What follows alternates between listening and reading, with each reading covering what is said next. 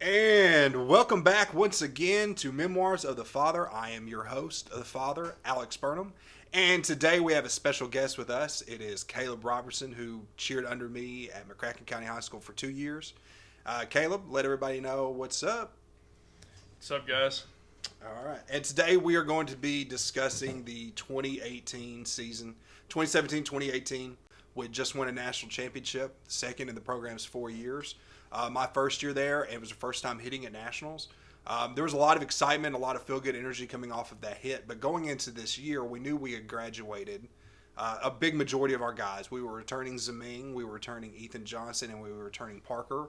Parker was the only one of the three boys that were returning that had not competed on the year before. So we were very low on the guy end, which is kind of a difficult thing to think about when you're in the co-ed division. You want experience, you want capability, you want what's proven. And right now we don't have a whole lot of that. So a lot of our gear is going to be, as a defending champion, is we need to recruit guys, not just for this upcoming year, but we kind of go into our recruiting looking at what we want it to be like for maybe the next 2 or 3 years. So sometimes we'll pick up a lot of guys that we know we're not going to use them necessarily right now, but we're going to keep them. We're going to bring them in, bring them part of the process. And that really is our chance to grow them, give them some experience, even if we can't directly put them on floor, and put ourselves in a position to be competitive in the future going forward. So we're going to spin this in right here. We're going to go to Kaleb because Kaleb was one of the very first open gyms that we did for this year when we opened that up. So Kaleb, what inspired you to come? Did someone come and talk to you? Were you interested in it? Did you know? Kind of what got your foot in the door coming to open gyms? So really, for me, my freshman year, Madison Smith sat behind me in math class, and I used to joke with her about cheerleading, believe it or not. So here we are, a year later after that, because it would have been my sophomore year at the end. I grew up with Ethan Johnson pretty much from really since I can remember, and Ethan joined the team that year as a sophomore, and I talked to him and listened to what he had to say about co-ed, and really just like the atmosphere and the mindset of it. And he's the one that let me know that it's not what you see on TV. Like, it's a whole different mindset. It's more of a man's game than swinging pom poms and holding signs and stuff like that. So really, when you guys went to nationals and you won, and it was like a big hit, I reached out and did the thing, that you do for your buddies, and I texted Ethan. I was like, "Congratulations, buddy! I'm proud of you." And his exact text back was, "Thanks, bro. Come do it next year." He hit me up and he was like, "Just come try it. I promise you, it's different than what you think it is. Just come try it." Well, at the time, I was brainwashed with football. It was complete football chaos. Everything was going to be involved around football. I was just going to determine it and give it everything I had. We were doing workouts for football, so I really didn't have anything blocking me. So I was like, you know what? I'll take the opportunity. I showed up, and it was definitely different. It was a different atmosphere, but you could tell that from the time that you walked in the room that there was a whole persona of we're the best, and if you're not willing to step up to the plate, then walk back out the door. When you finished your first day, did you feel like, all right, this is for me, or were you sold on it after the first day, or were you just like, I'm interested at least? Was it a quick pickup, or did it take you time to kind of I was completely buy into sold. it? I was completely sold on it. So my mentality was always, if you're going to be the best, then be the best. Don't half-ass anything. So once I did that first open gym, I was ready for Thursday, because I believe the first open gym was like a Monday or a Tuesday. So there was a little space in between, and I was ready for it. Yeah, absolutely. When you guys came in, I think, like I said, we were returning Ethan, Parker, and Ming, and we had picked up, you had come in. We were picking up Cameron as well. Cameron was also a senior. Well, we didn't pick up any other seniors, did we? Cameron was the only senior. Cam was the only senior. We picked up you and Jack. We picked up Max, Vito, Quentin, and we have Ben. Was Ben the other one? We had 10 guys. Ben 10 was guys coming in in total. he was an Ben eighth as grader, well. so yeah, that was his freshman year. And it was, when you look at the perspectives that we had and kind of what that was like, at least in the beginning, Obviously Parker and Ethan and Ming are all doing well because they've all had a whole year of doing this, and Ming and Ethan have been in the routine. So they're doing really well, and I think probably at that point of all the new guys, you were the one that was standing out the most in the beginning, for sure. I think you and Cameron were both doing really, really well. I think that we had a lot of comfort that, okay, if we're trying to figure out which guys are we going to really focus on and give big opportunity, who's going to be able to try to get us into a role that's as closest to what we were the previous year to be as competitive, it was definitely you and Cameron were the two that stood out the most. Not that the other guys didn't have stuff to offer, but obviously Max was going to be a project. Ben was a freshman, and Vito was the project at best. And we liked Jack. Jack was athletic, so was Quentin too. But those were guys that, Jack was a junior, and I think Quentin was a sophomore. So we knew, especially because of their size, they were going to take a little bit more time to develop. But everybody was pretty useful. I mean, it was a pretty good, solid group of guys when you look at it. Like, there were a lot of guys that were all athletic looking. Nobody looked too big. Nobody looked so small that they were incapable. Not too big to not be able to tumble. It was a pretty good group, good versatile, but obviously time management too, and how we're going to manage giving everybody the reps. And then bring that up because Cameron played soccer and you were playing football. And Max was also playing soccer. And Max was also playing soccer. And that was really, I think the year before I didn't have any other guys that played other sports. So this is the new big thing, is kind of how are we going to work with the football program, because we really haven't done any of the stuff with the football program before.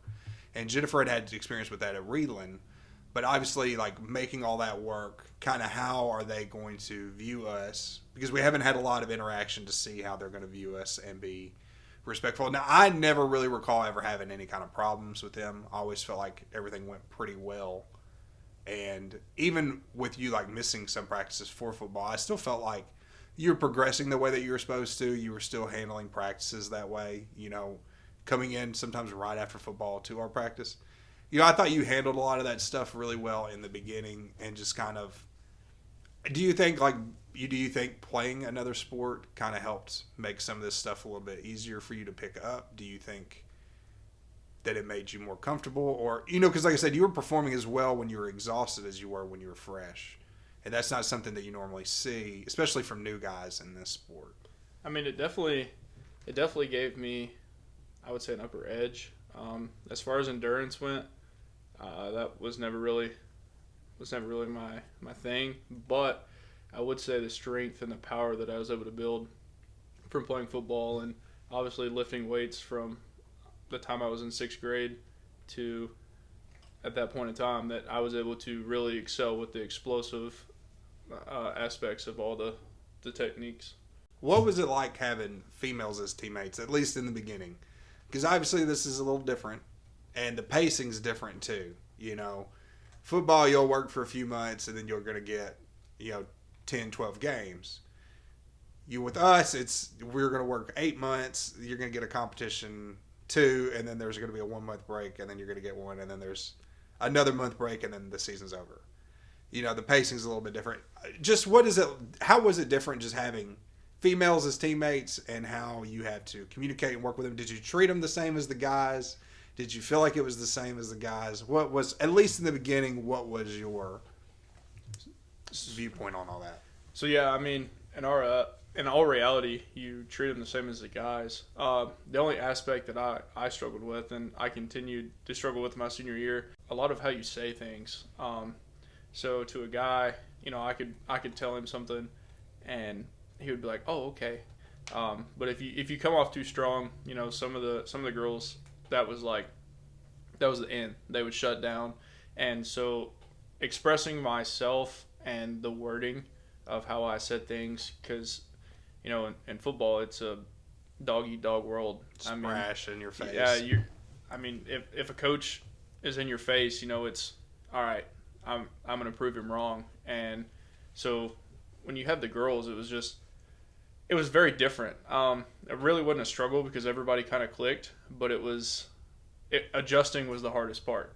We had graduated a pretty good chunk of girls, but I felt like the junior girls that we had were really strong, because we had Landon and we had Brittany, and they were really character driven, very focused, and for what we were going to ask them to do. I mean, our top girls are all pretty experienced going into this. We really didn't have a new project top girl because that pissed me off.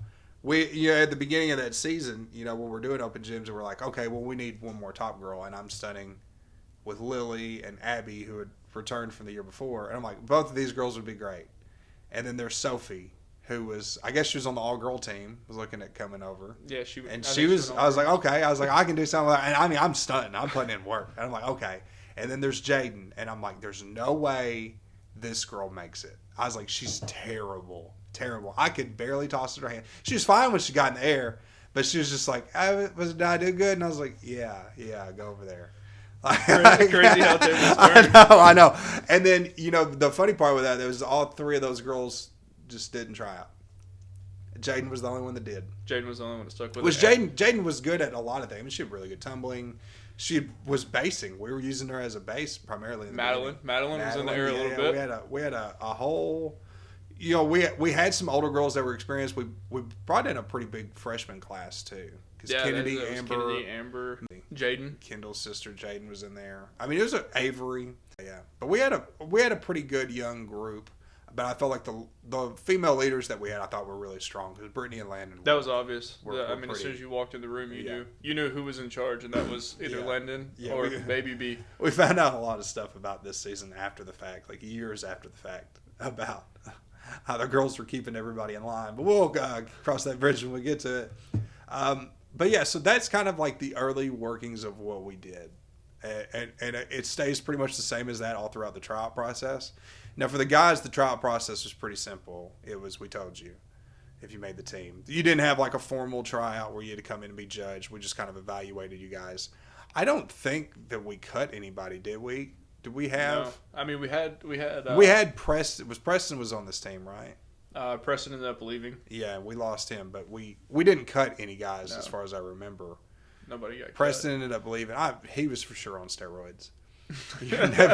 You'll never convince me that he was not on steroids, and he would just get so mad that he couldn't make this stuff click because he's like, I'm strong, yelling. I'm like, you're not that strong. You're juicing, but like you're strong for whatever size you are. But he was, dude. He would take his shirt off in the weight room and just, you could tell that he's been scatting.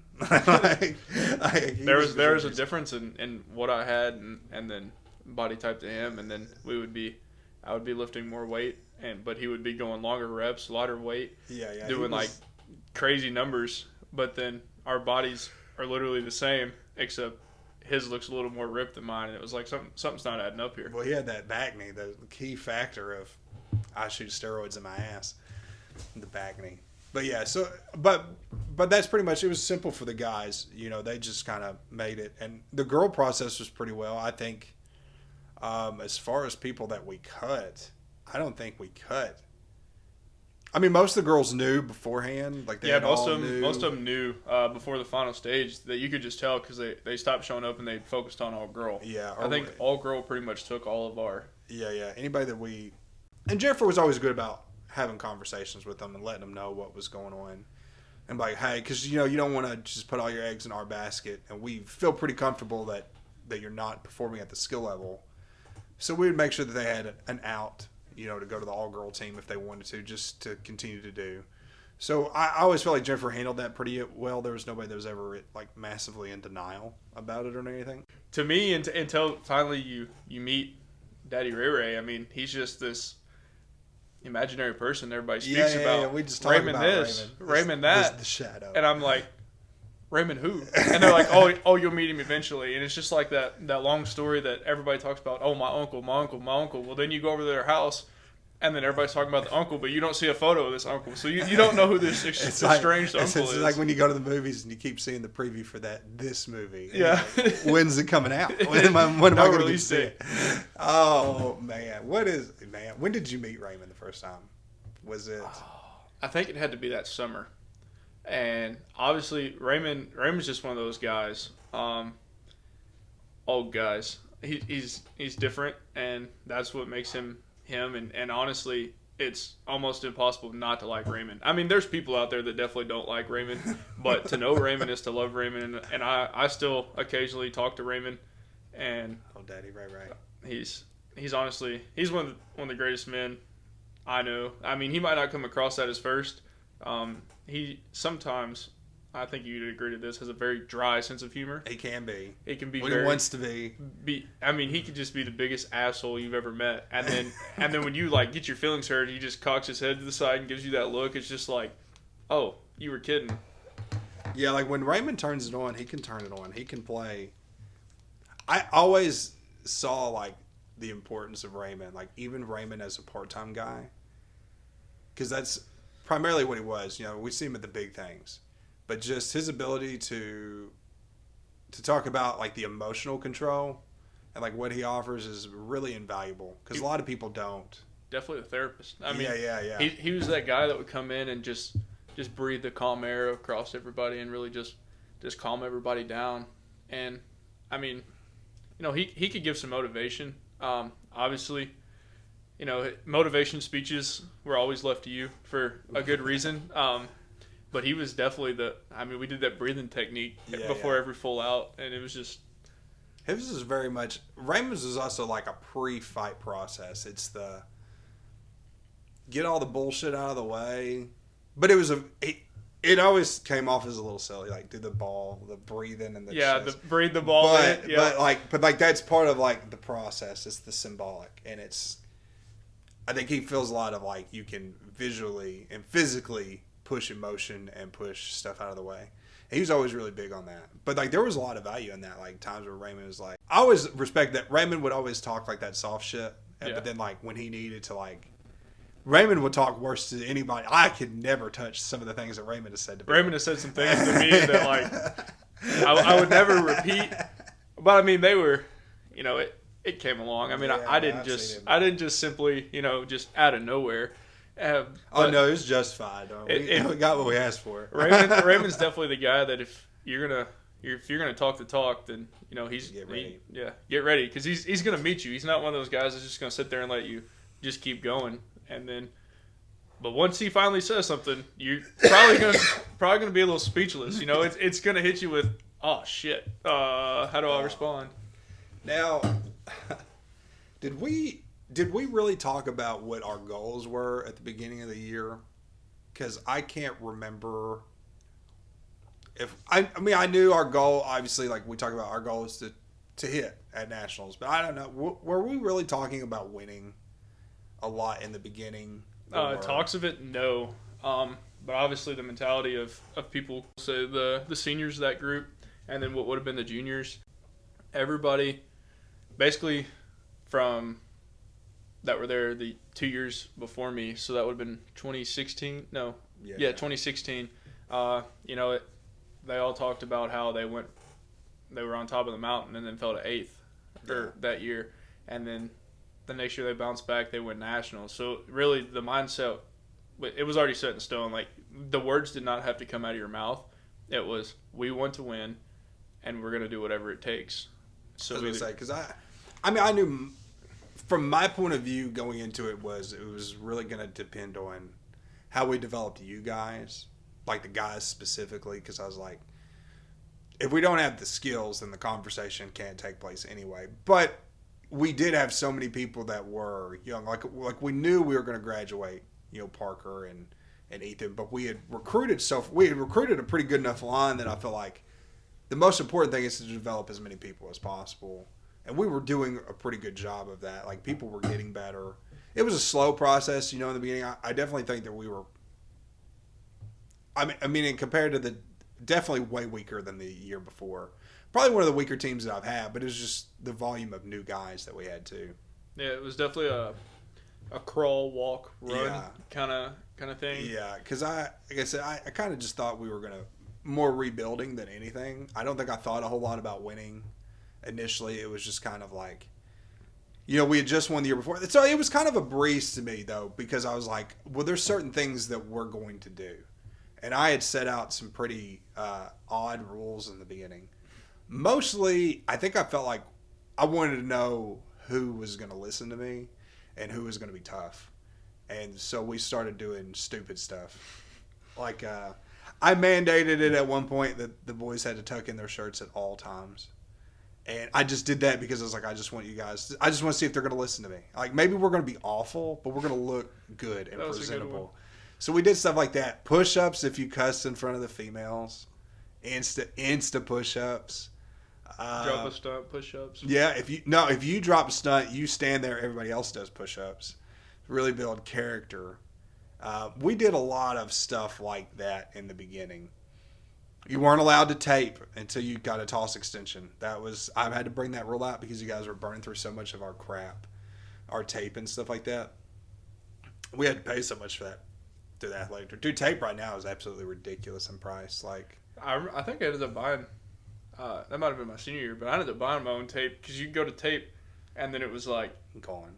Well, yeah, it'd be gone, and you'd be finishing a roll up, and then you get halfway done with your wrist. And then it like cuts off, so then it was all.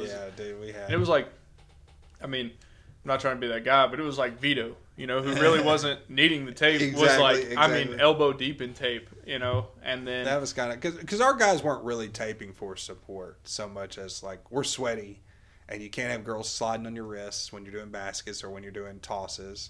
And we had some guys that taped because they needed to, but for the most part, the taping was more a little bit of stability, more of keeping your wrist clean so that you can perform the skills without.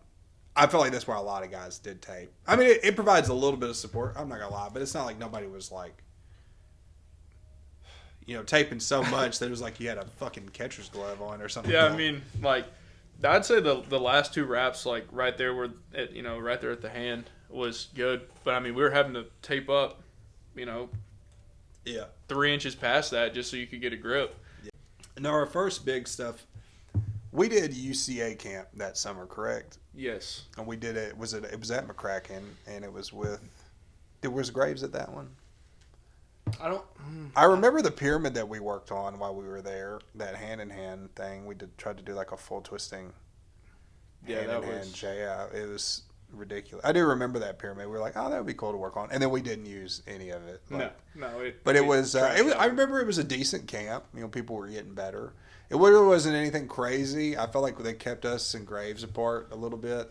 I always just saw it like this is just a chance for us to get together and put in a lot of time on cheerleading with a lot of other people getting input. Like, we really didn't get the choreography input for many of that most of the time. It was more just an opportunity to stunt in front of UCA people. Yeah, to really see, try to help out. I mean, don't get me wrong, those camps were helpful because, some of those guys would actually, like, help you. Like, it was more beneficial my senior year, but, it was hit or miss. Some of them were trying to advance us way further than what you and Jennifer, had in mind. Like, well, we're not going to try that yet. Oh, why don't you try this? So, I mean, it was a lot of, play around type of stuff until we went in the because it was in the main gym, and we went in the aux gym. That's when we started working on that pyramid. And if I remember correctly, I mean, your face said it all. It was like, let's let's back up. And Jennifer was always, her mindset was always, we'll try it. But the second that she didn't like it, it was like, nah, we're done. Let's back this off. Get this shit out of here. And it was they pushed and they pushed and they pushed it. We made them happy. Yeah. As soon as they left, we were like, I mean, it just never again were we going to try that. When we did our actual choreography camp, and we went to Premiere in Lexington again. Yep, we were in Lexington. Talked about going so many times. What was that experience like for you? Because the first day, we do it's pretty much hardcore stunning, like all day long, generally on the first day.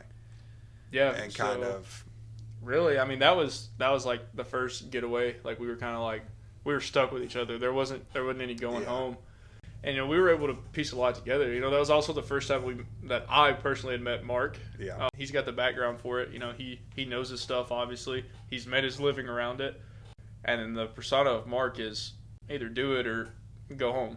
Like, like, it's not like, I don't care if you fail. It's more of a, you guys are using your time and you're using my time. Like, let's not waste it. I want to get the most potential out of you. And that's when Mark tells you, like, the mindset, the goals. He places you So I knew, like, if you're looking at the mat, I was in initially he had me in the right corner, and then I moved to the left corner, and he really just moves you around and really picks your brain. But he sets the, I can't think of the word I'm looking for, the phrase, but he sets the foundation of, like, the potential of the routine. He sets where the road ends when the cameras are there and your faces are lit up and you're in Disney World, but you also got to scale it back because you're in that moment right there. So he paints the bigger picture, but really you're viewing the, like, half done. Like you're viewing the outline of the bigger picture. So it's hard to piece it all together. It's like being on that road to Disney World and you pass that first arch. This is welcome to Disney World. You can see the castle. Yeah, you know where it's at. That's where I want to be. But you got to get down the fucking road first. Yeah, trees, get there and you see the tip of the castle. Yeah, that's kind of the way I would describe it too. Now I remember the camp going fairly well. I mean, obviously a pretty easy routine for what we started out with because we did open with the standing tucks. We had the toss hands libs is what we were doing in the beginning just to kind of getting everybody used. Because, I mean, of these guys, like I said, Zeming had competed a stretch the year before, but it was assisted. So, like, even though we've got 3 guys with some experience, they've not even competed a lib before. Yeah, because that was the first opening stuff for Ethan and Parker. Pretty much everybody. Yeah. Because Ming hadn't been in it the year before either. So, like, this is the first.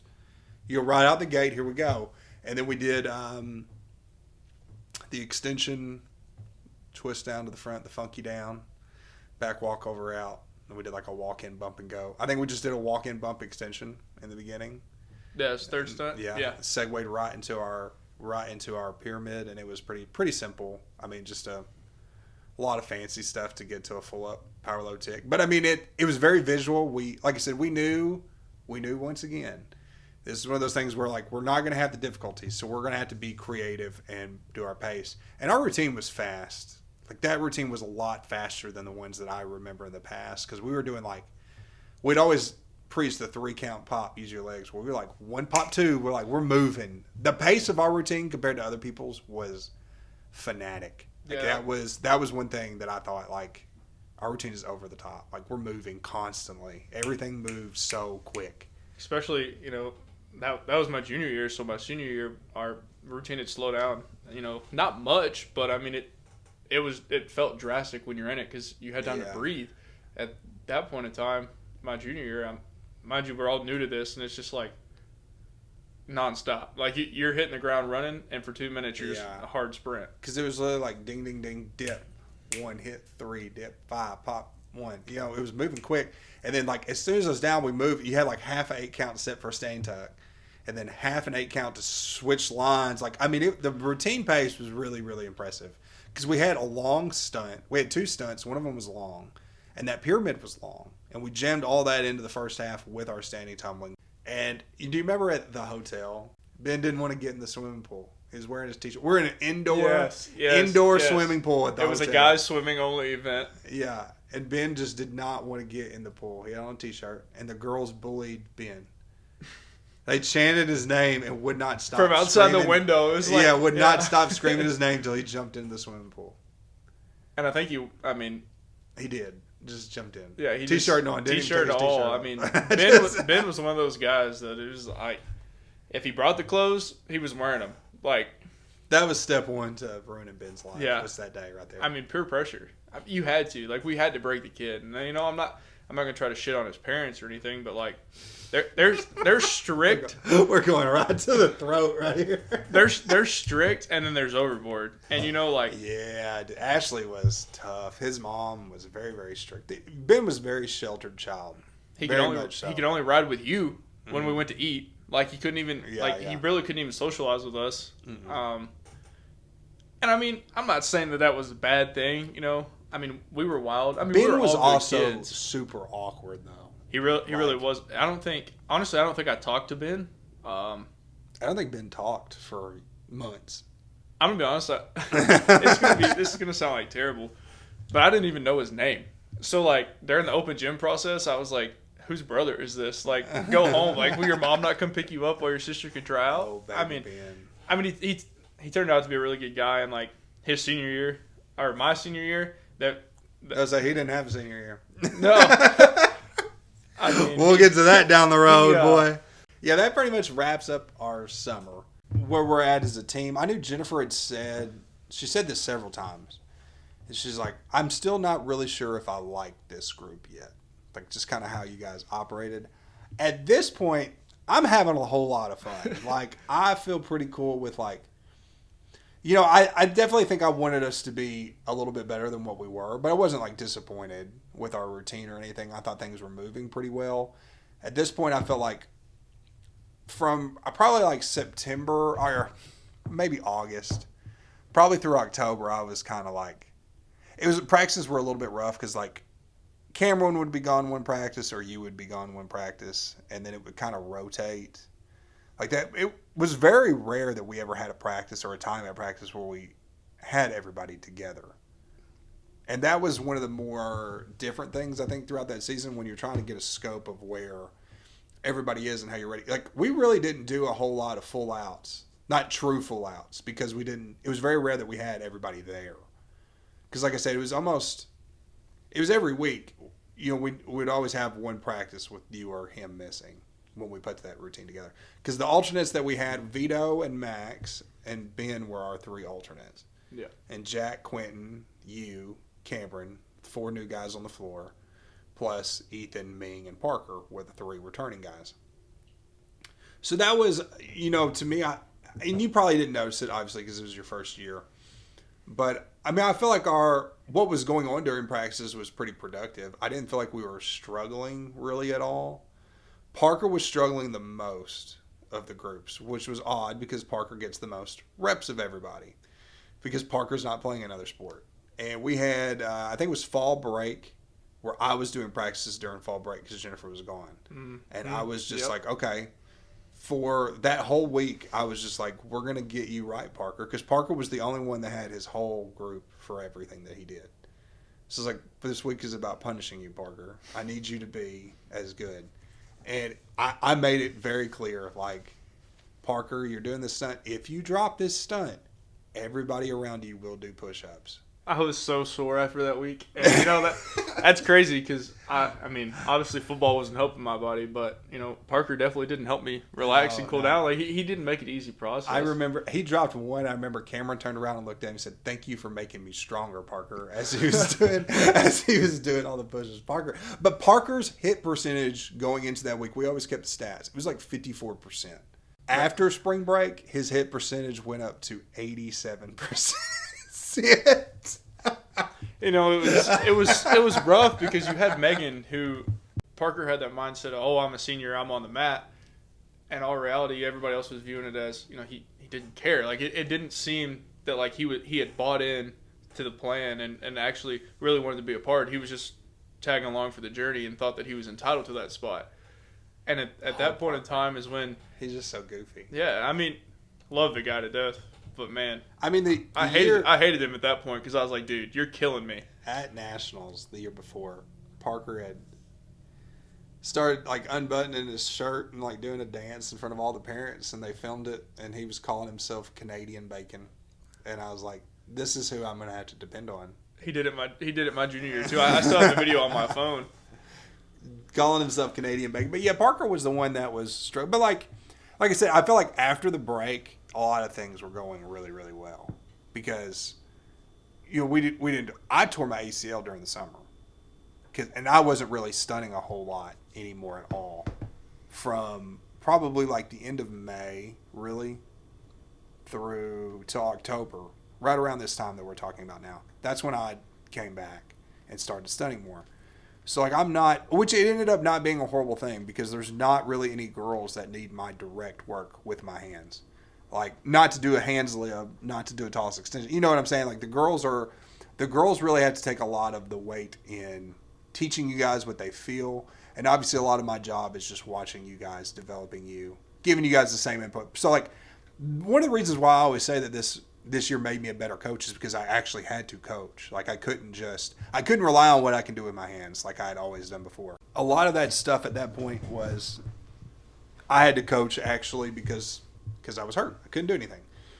But I guess after just months of just doing physical therapy, never had surgery, just physical therapy, and I was like, you know what, I'm gonna come back. I'm gonna You start. got those injections, didn't you? Yeah, I was getting all kinds of stuff, because it was weird coming back and stunting. But like, I was stunning with Megan when I came back because she was gonna be the one that I trusted the most experienced, the one I thought would help me.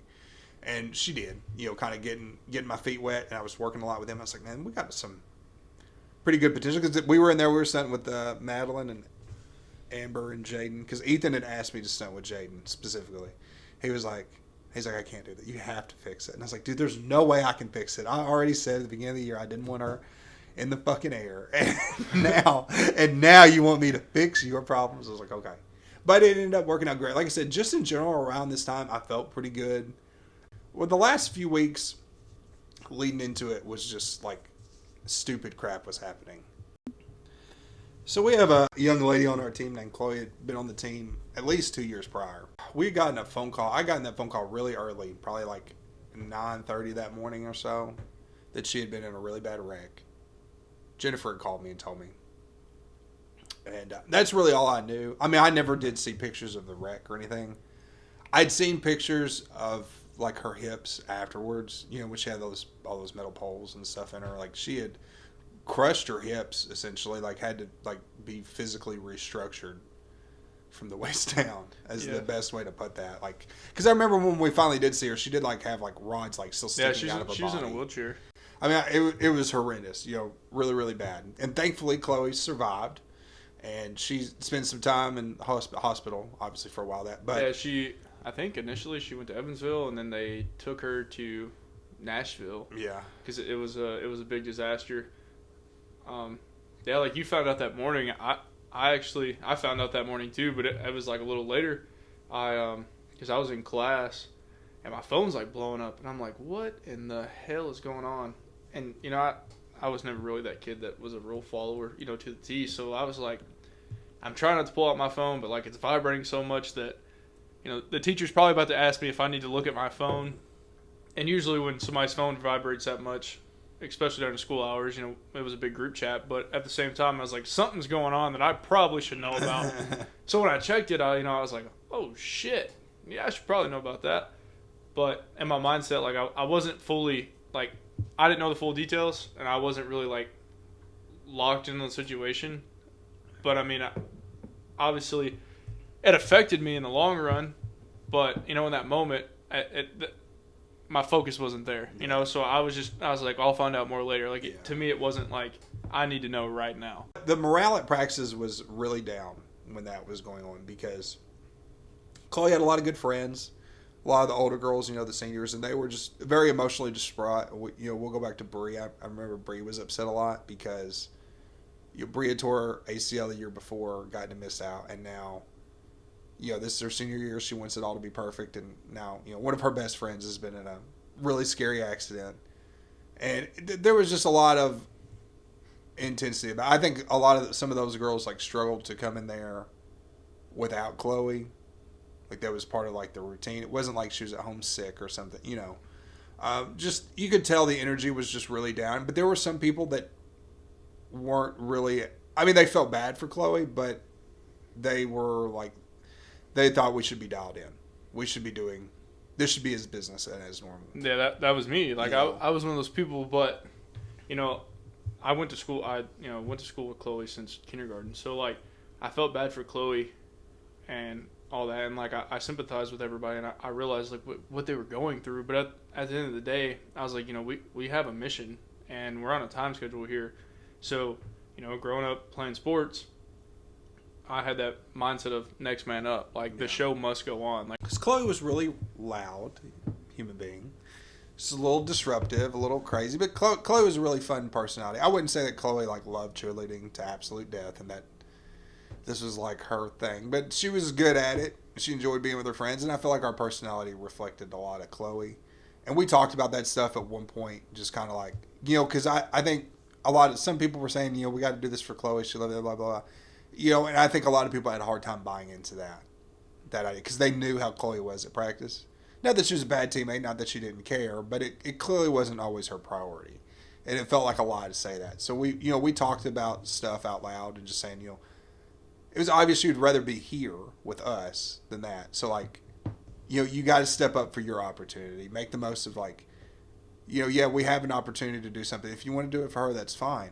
That's great. But we have an opportunity to do something, and we understand that with all this stuff going on, it's important to not let that slip away. It's important to stay focused and keep doing, not just for ourselves, but for our friends who've lost the opportunity to do it, like she had. And like I said, it was a little rough, but we bounced through that pretty well. And then we had the incident with Cameron at the soccer game, where he had received some kind of card. I don't know what the colors mean. I don't care.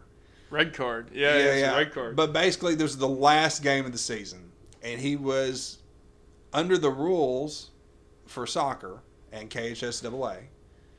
If you received that, you had to be suspended from your next 2 athletic endeavors, which in soccer would be 2 games the next year.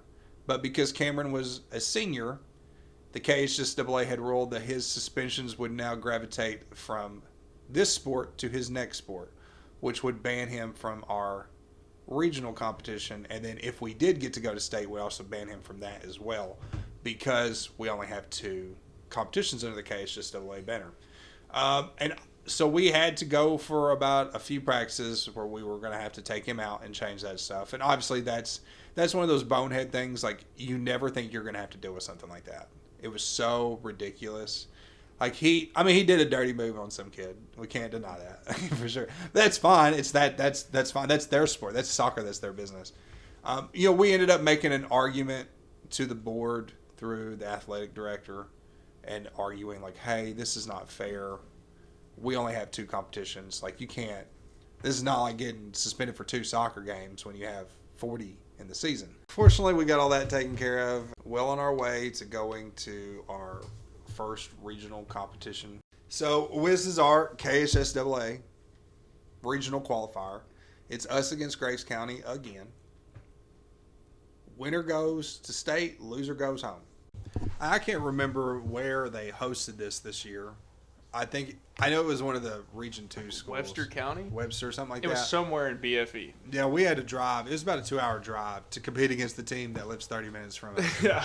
I feel like we could have just worked this out between us, but that's not how it goes. Going into this, obviously we knew what was at stake. We knew Graves County was in a rebuilding year themselves. They had graduated quite a few people. So I had seen their routine a week or 2 before because Maddie was on the team and I went to their competition. So I had seen the routine. Right? Yeah. So we knew what we were up against. And skill-wise, we were pretty similar. They just had numbers, which they should. They were in large co-ed. We're in medium. They put out quite a bit more guys than we did. So, like, it wasn't crazy, but our skills were pretty similar. So I was like, well, we got a shot at this at least. We had gotten there, for us, that competition is pretty quick. Like, the whole thing lasts about an hour because there's so few teams. Really, the only ones that are competing are us and Graves. And I won't say that I felt like we had a shot because I definitively thought we were better. I thought we had a better chance of having less mistakes than they did. That's kind of the way that I looked at it. It was more of an even playing field.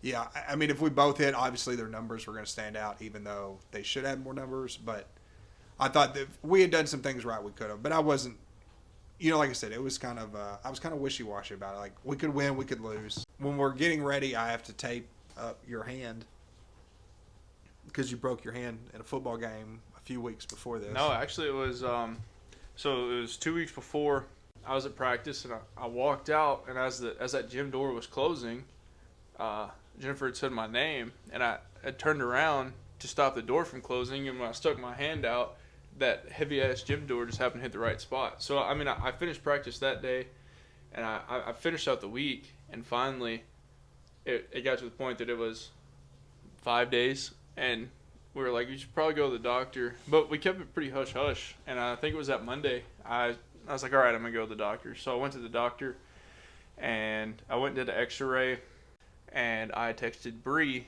and because she was like, what are they saying? And I told her, I was like, I'm going to have to break the news. Like, my hand's broke. And she was like, how broke? And I was like shattered. Like, they kind of want to do surgery. And she was like, oh, what are you going to do? And I was like, I will be on that mat Saturday.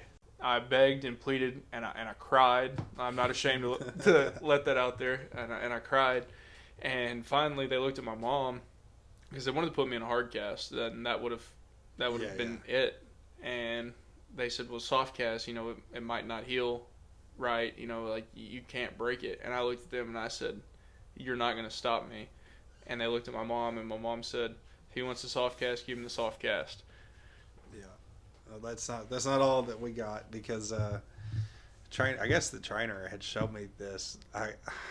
It's just a slab of metal that is like molded to fit into your hand, and then I have to tape it to your hand to, not really to give you any kind of support or anything, but just to protect your bones so that they don't get worse.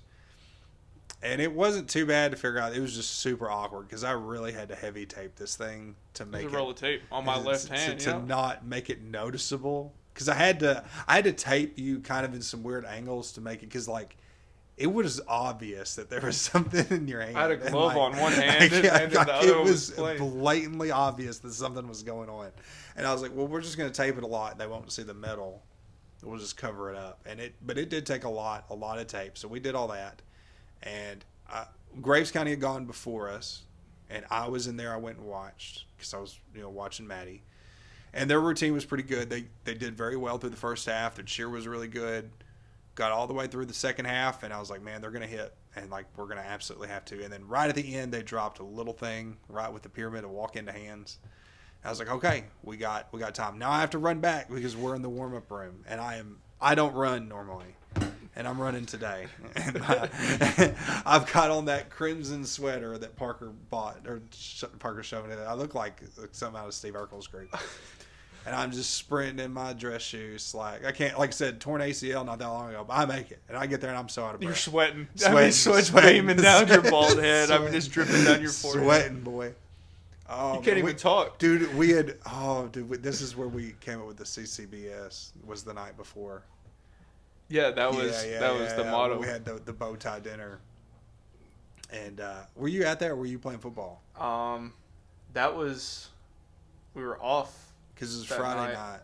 I remember that. No, I missed that one. My junior year, I missed that one. Yeah. So we were all there, and we were leaving, and they're like coming up with a motto, and I had a drink or two. And I just screamed CCBS, clapping cheeks and breaking streaks, and that's what, because we were going to go to state. That's going to be our motto. So when I did come back to the warm-up room, like I had just the big smile on my face, and I knew I couldn't hold it, because Jennifer's like, well, how did they do? I was like, well, we have a chance. I was like, that's all I can give you. He's like, we got a chance. They didn't hit. So I felt like, okay, if we hit, we're for sure going to win. But I was like, we got to hit. We got to hit. And the warm-up was pretty good. What did you think of like the warm-up room? Does that feel... So for me, it was obviously a first-time experience. I'm profusely sweating because I'm like, what is this? Like, what have I got myself into? Like, how is this going to play out?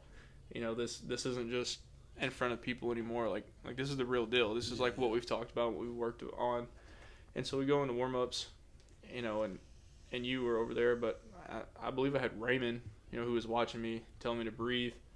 And I'm just trying to sit there and manage it, and basically, in the most respectful way, just like tell you guys to fuck off. Let me be me.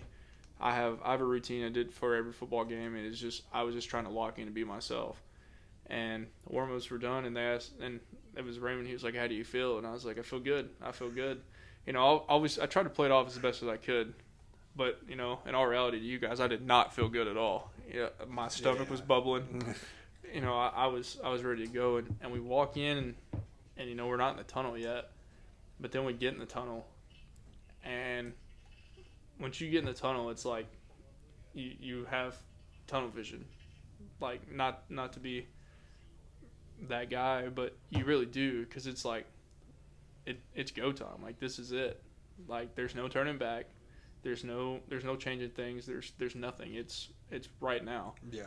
And the other team goes, and honestly, when you're in the tunnel, it feels like you're in there forever. That's when you guys leave us. It's all of us. Landon gave a speech. Baby B gave a speech. I think Bree gave a speech. There's just all these speeches, and in my head, like, I'm listening, but I'm not listening. I'm like zoned out.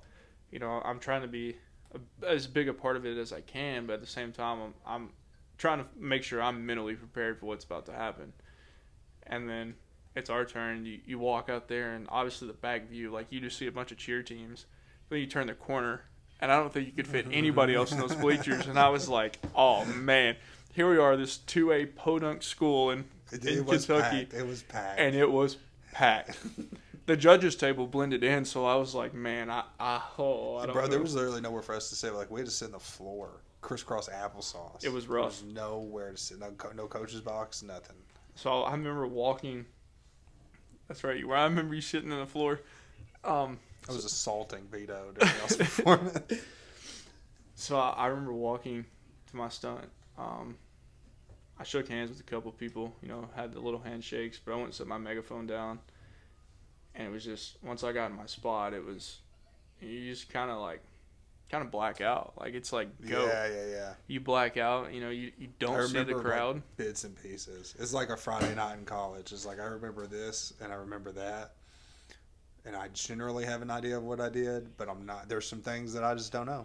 I don't remember them, Yeah, so you're standing there, and honestly, it's like, my hands are by my side. My head's kind of down. I feel Landon, getting her spot. And she tells me, she's like, we got this. And I was like, yeah, we got this. And, my eyes are closed because I'm, trying to focus, and I'm shaking. Like, I'm shaking like a crackhead that hasn't had any crack in like 2 weeks. Like, it's bad. Like, I'm in my pants, like, shaking. And then all at once, it just, are you ready? And then it's like, wait, whoa. And then it's ding, ding. And as soon as the ding, ding comes on, it's like, eyes open up. Yeah, because it's like you hear Raymond will scream at the top of his godforsaken lungs. It's on! It's like on. That big Southern Tennessee drop boy. And then at that point, it's like, well, it's almost like a culture shock. Because, like, I mean, you guys are already walking out there, and, like, you're waiting. You're getting set, and there's like okay, is everybody set and ready? Because, like, they're not going to hit the music until everybody looks kind of still. So it's kind of like an unrest of how long is it going to take everybody to get to their place. It's weird because you don't want to get there too early. Yeah. And set in the bubble. That's why the handshakes were, they were beneficial. You kind of keep the flow and, like, a chance to kind of get a check for what everything feels like in the arena, what it feels like being in front of the people. It's not long. You only get at best, you're going to get 20 seconds before that music starts, at best. I didn't look into the crowd. I don't blame you. I didn't look into the crowd. I could tell by the noise how crowded it was. It was. And then, insane. You hear Raymond's voice, and then Jennifer's line, "You guys got this," and her voice is as optimistic as she can be. She's hoping, but in the back of her head, it's like this Canadian bacon's on the floor. Am I really going to Parker? And we're sitting there, and the ding ding comes on, and I remember. I logged in at the small Lennon's back where my thumb was, and then when I hit that lib, when I popped her off and I set her down, and she went to walk and I went to walk, and I looked up, I was like, oh shit, we're in here now. And then from the rest of that routine, it just kind of flowed. Yeah, because I remember, like, y'all were pretty clean in the opening too. Zeming dropped. Well, Zeming didn't drop to the second half. Him and Ethan dropped at the same time. But the first half, everything looked so good. I remember that. And I was surprised by that. Like, I definitely thought that we could hit, but if you told me that it was going to be like, a really incredible performance, I would have told you probably not. I mean, we had good energy. I just figured we were going to be a little sloppy, but we really did well through the stunts in the beginning. I thought the timing on a lot of that stuff was good. And we had good energy, like, during the cheer. Kids really, like, blew it open. The girls were, like, crazy. I had the megaphone, and before this, I mean, I was definitely, like, I would not speak in front of a crowd. No. And then here I am with this megaphone, and I'm cheering it was crazy. And then once it erupted, when the place erupted. Like, when we got through the cheer, the energy level was, like, extreme. I remember that. Like, I was pretty high, which... Every time somebody had done good, I'd grab Vito and was just slinging him. And, like, Vito... He said he had a concussion. You shook him so hard, shaking baby syndrome. It probably looked like he was in a Rocky Balboa movie when it got done. But, when the second half started, we had two toss the hands drop, which is crazy. It was the sisters. And both the guys that dropped were Asian. Yeah. And they were both on and it was other sides. It was Zameen. The one person that everybody had faith that was never gonna make a mistake. Gonna be our rock of the men, and he was. He was our father. Well, you were the father, but he was the leader of all of us. The senior, the most experienced guy we had going into that, But, I think, like I said, the Braves had the one drop. We ended up having two. The last period was really, really good. The performance as a whole was really good. I mean, if you took out that one portion of the routine, it was really, it would have been flawless for the most part.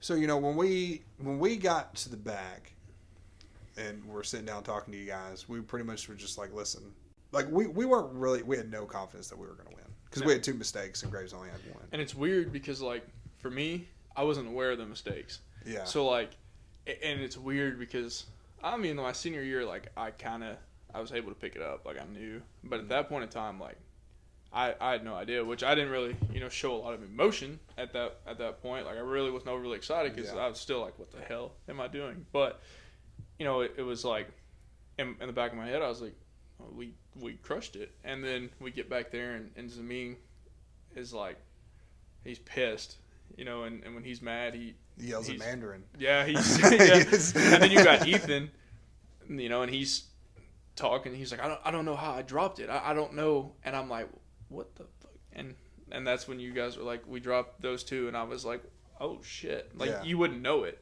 Yeah, no. And like even if you looked at the formation, the beautiful part about it is that they were the mirror image of each other, and they were both on the end.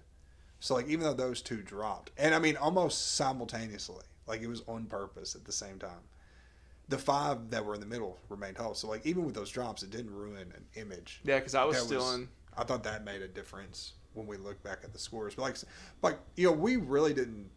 We didn't say anything to you guys about winning. We didn't even talk about it. We felt so confident that we were not going to win. Which brings us to the awards.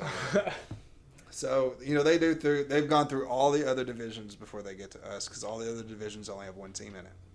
And ours is so, like, it's like straight to the point. Like, it sucks because first or second. Yeah, they start with second place, and then it's just kind of like, there is no workup to see, like, how good you did. It's like, you either did it or you didn't. Yeah, like, you're either going to state or you're going home. It's very dry. That was it. So we're sitting there, and we have like I said, we're just chilling. We're in the back because there's no reason for us to be. There's no reason for us to be up there. So like that's how, we're like. That's true. We're in the back. I was like, yeah, so we can be embarrassed around nobody. And then they went to the awards, and they called Grace County in second place, and there was an audible like state of shock that took place in the arena. I mean, our parents, our fans, going crazy. And I think some other people that enjoyed our stuff, like from us, me and Jennifer made direct eye contact, and neither one of us had our mouth open. We never said a word. Just instant, like we were like, we're going to state. It was like, okay. And at this time, now none of the other kids have gotten up from the circle, but you did. And Max, and you guys are both openly celebrating, and they have not called our name. Max is holding me. Y'all both came up to me and like, we did it, Father. We beat them. And there's nobody in the whole arena is saying a word, and I feel like everybody can hear the words that are coming out of your mouth. We beat them. We beat them. And like their coaches are standing right next to them. Because the girls, I mean the girls, low tone, they're, oh my God. And me and Max are just, we fucking did it. Yeah. And I was like, go sit down. Go sit down. Yes, we won. Go sit down. I had ice on my hand. And when I jumped, it was all over the mat. I mean, it went everywhere. It was pretty, because when they did call us, it was like crazy. Because I remember Landon and Brittany, they skipped up to the panel to get the trophy. Right past Grace County. Yeah, skipped back, bro. Just.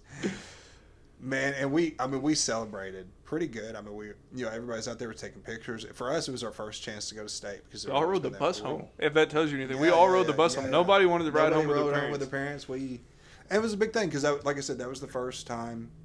They had lost the 4 years prior. This is the first time to do that. We were going to get to go to state, and for me, for my story, from coming from Graves to get this win, especially after the way it all went down the year before, that was big for me. Obviously, a little awkward at home.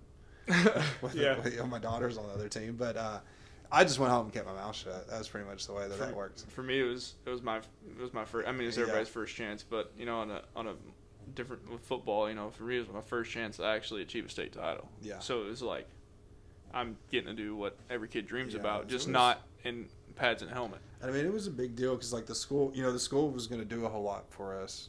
And we'll talk about that here in a second when we get to that.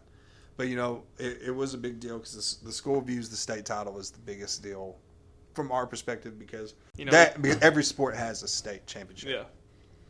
So they give equal footing. Like, when our other teams would go to state, they'd pay for the hotel, pay for a meal. They would never do that for us when we went to nationals, obviously because it's insanely expensive. But because they're like, well, nobody else has a national competition. And it sounds kind of silly, but I get it. It makes sense to me. Taking a look back, it's definitely easy to understand because we get the advantage to be national champions when, people, state's the highest they got. Yeah. So, it is a big deal for us, for the state of Kentucky. So, not a huge deal on that. But obviously we feel pretty good coming out of this. And we go, I think, was it the next weekend or the weekend after we went to Bluegrass? It was pretty quick. It was either the week after or 2 weeks after. I think it was the week after. Yeah. We went to Bluegrass and then we stayed up there with Mark. Yeah. So going into Bluegrass is pretty much the same as it always is. I don't think we competed against anybody. I can't remember. No, we won that one. Okay. Obviously. Okay. Here's what happened. Here's the story from that one. I remember it now. Because we did compete against, I think Barron County was there, wasn't they? I think so. And Bullitt was there. Yeah. Okay. So y'all dismounted that stag in the cheer, Jack did. And he had heard the music from the other team in the warm-up room. Yeah. So he dipped and dismounted his cheer stag because he thought it was our second half music starting. And they gave him a deduction for that, which was ridiculous because he dipped and controlled. The performance was great. We hit everything. But they counted him on that. And he knew immediately when he did it, like the look on his face was like, oh, I heard the music from the warm-up room because your facility sucks. And so Jennifer went up there to argue about this. She's like, he did not drop that. It was, we got hit with a 3-point deduction for that. She's like, he didn't drop that. And the UCA guy, was his name? Hank Lott. He's the head of all of UCA for Kentucky. He's kind of like, it's not a big deal. Just let it go. She's like, it's 3 points. So she was just like, Jennifer was getting hot about it. And he literally said, you won by 38 points. Please let this go. And the look on her face was like, okay. But she was like, I understood that we didn't realize how much we had won by. I think we were under the impression that it was going to be a little bit tighter. So we were like, well, we need those 3 points. And then she had to go to that interview with UCA to talk about how a year turnaround, different guys, losing most of those seniors, pretty much everybody that was on the map from medal-wise, was coming in, how we were going to renew it. And then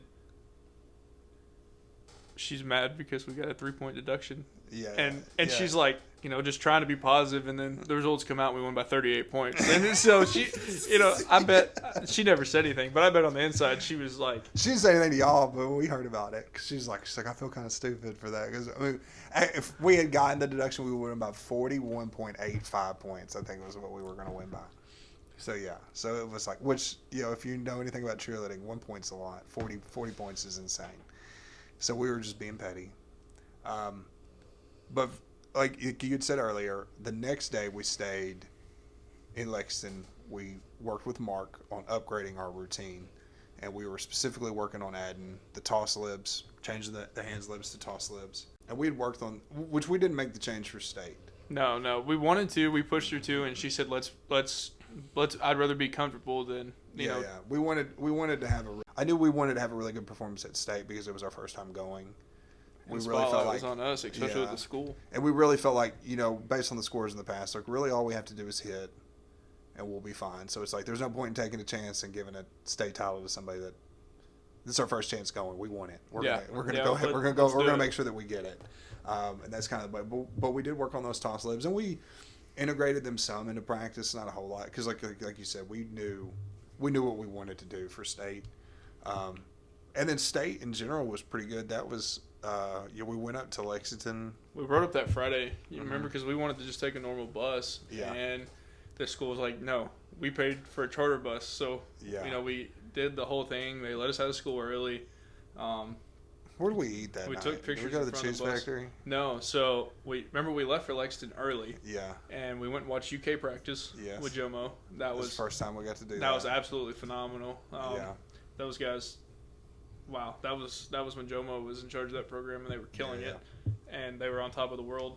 And then after that, I think we went and checked in our hotel, and we went to BJ's that night. Yeah, we ate at BJ's. We had to do the bathroom selfie. Yeah. The Belfie. Jesus. And then we went back to the hotel and we had that team meeting, and then it was pretty good. Everything was going smooth, and then we wake up Saturday. It's competition day. We're all getting ready, and I got stuck in the elevator. Remember that? So we're sitting there, and I do remember that. I remember it too because it was dumb. I get on the elevator and I'm by myself, and all at once it starts going. I think we're on the 4th floor. I get to the 3rd, and it like jars, and I was like, "What the hell?"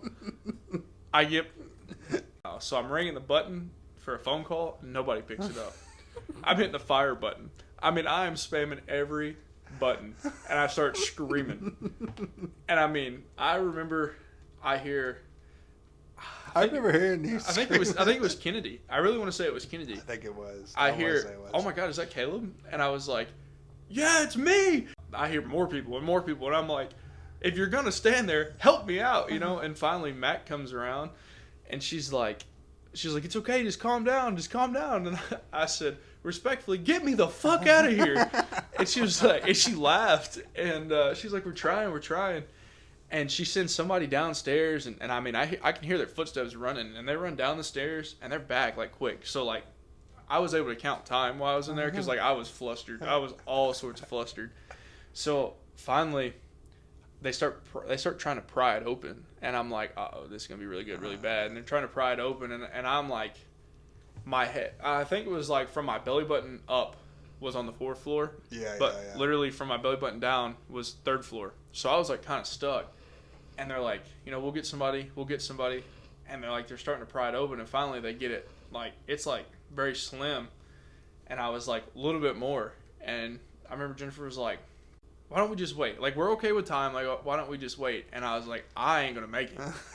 Like, I'm sweating. And I'm mad. I remember when you came out. I physically saw you come out of there. Yeah. I finally, I think it was, I want to say it was Max and Ethan.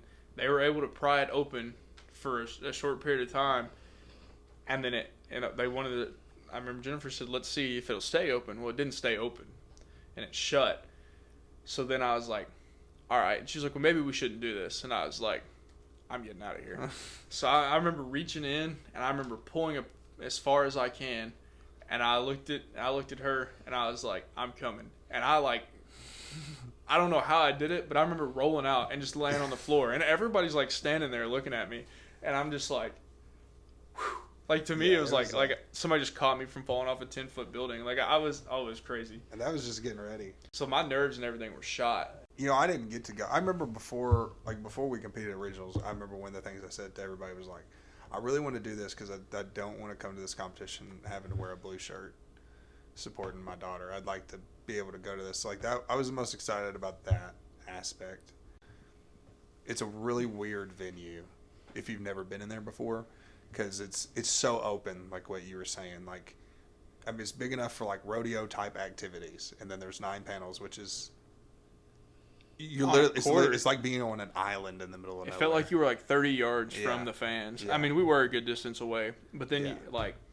And the they got that foam lay down on the dirt floor, and it's disgusting. It's nasty.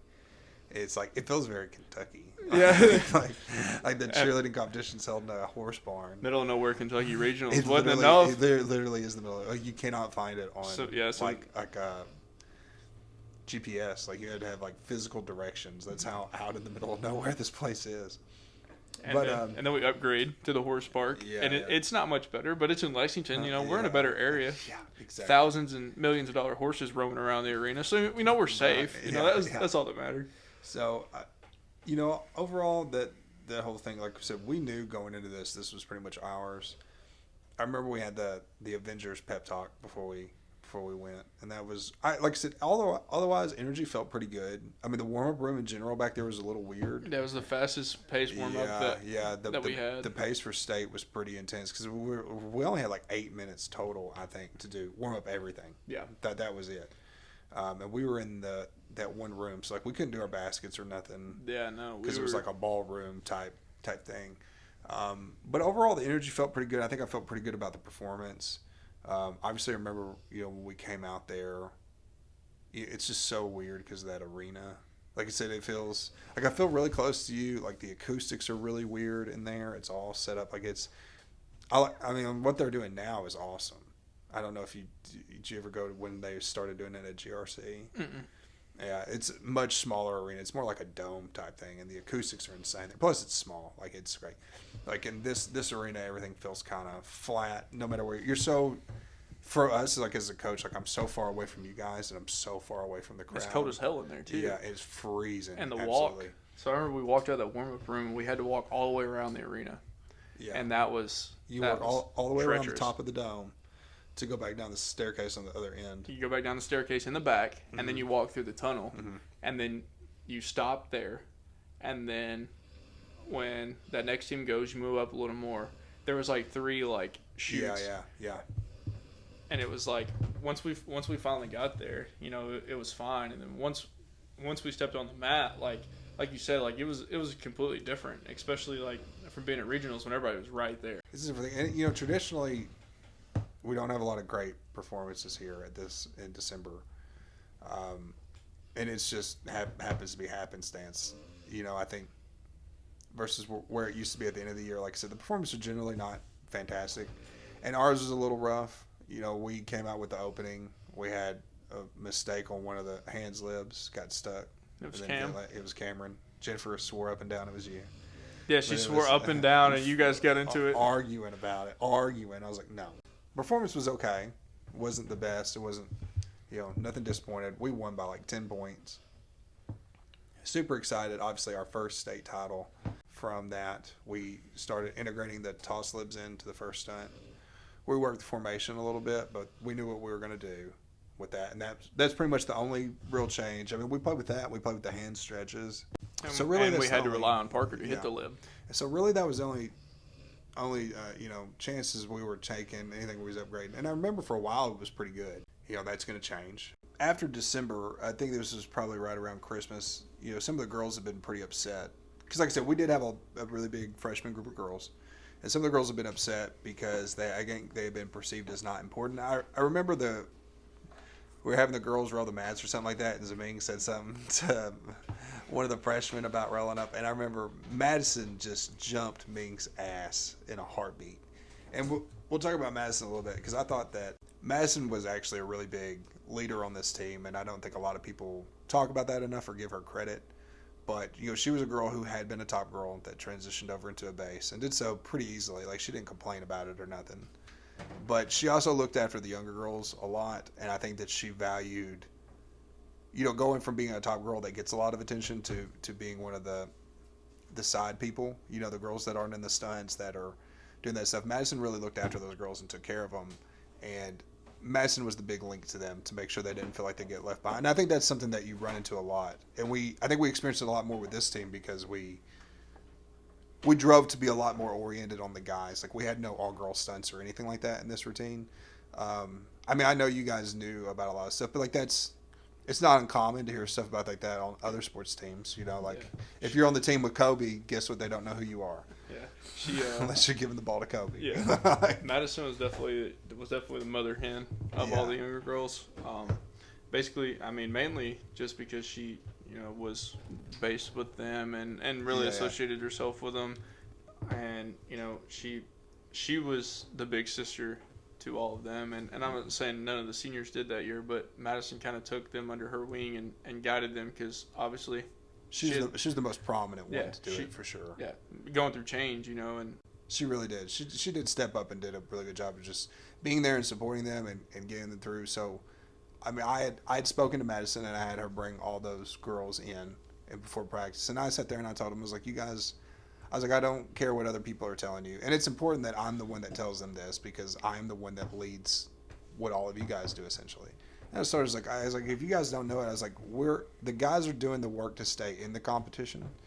The work that you guys are doing is winning competitions. Because, like, you know, when we beat Graves, like, we got like a 2.5 point advantage because of jumps. We were outperforming. A lot of the stuff that they were doing was the guys' skills was on level with everybody else, and the girls' performances were the things that were driving that over. And, you know, I'd never really thought about stuff like that before because all of what I had done had always been so much oriented towards you guys, towards the guys and developing them. So, you know, like I said, I've gone through a lot of changes from the style of coaching that I have to do has had to change because of being injured. So I have to be more observant with my eyes. And now I'm learning to be more observant of everybody else that's on the team, not just the guys that I'm focusing on. You know, to me, that ended up being really important going forward. I thought that made a difference. I was involved in a lot more stuff and trying to make sure everybody feels appreciated and is part of that. So, you know, that was one big thing. And, you know, I don't know if Madison is ever going to listen to these things or her sister or something like that, but you know, I definitely don't think without her that year, I don't think that we were going to have the unity or the cohesion that we ended up having, that things were going to connect the way that they did. Like I said, she was such an important part that we really didn't talk about, that really, like, controlled a lot of emotion and really kept things together. So, you know, big shout out to her for what she did. You know, I like I said, I don't think she'll ever get enough credit for that, but that made a huge difference on what she did. Yeah, she went off on me too in Moorhead. Sort of something similar to the Zaming thing. Like, I made a comment and it just, and man, Mother Hen came out and she has their back. She went berserk. She can get feisty. I remember Allie, like, I'm gonna say separated, but obviously we weren't about to throw hands. But like Allie, like, separated us, and then Raymond, like, talked to me, and I was like, I mean, good grief! Like, it wasn't. It was a joke. Like, it wasn't serious. And then Raymond had to give me the girl feeling talk, and I was like, "Here's your ass on the silver platter. Yeah, this is how you stop her serving it to you." Yeah, I was like, good grief. She got me good too. I mean, I'll give her credit for that one. She read my ass. I was like, yeah, I was like, damn. You know, I really didn't know what to say because I was like, steady, bro. She was good. She's good at definitely the Mother Hen. So you know, like I said, that was a big part. But like that's the look too. Is like there's always so much more than just the athletic standpoint. For us, for the longevity and how long you're involved in it from point of the season, like you will develop stronger emotional connections. I think because like when I play football, there's always a guys like I see him at practice, but I don't ever see him any other time. But like we're down with each other, like we're football brothers. Yeah, but like we don't hang out all the time. Yeah. But then there's other people that we like, you know, you're with them every single day. Like we're in football, we're at practice, we're at school, we hang out all the time. So, you know, there's always different levels. But I think when you're involved with people for this length of time, it makes it difficult to not have those kinds of connections. So like I said, I thought Madison's, what she did was super important. So now let's segue from there. I feel like everything's going pretty good. And we're going to V-Rock that's in Lexington. This is our big weekend, the Moorhead Showcase. We've talked about it here before. As we're going into V-Rock, we got some little consistency issues from our boy Parker here. And Parker messaged me a few days ago, and he's like, I'm afraid that I'm going to get roasted in this. And Parker, buddy, this is the opportunity that you've been dying for. It's terrible. Yeah.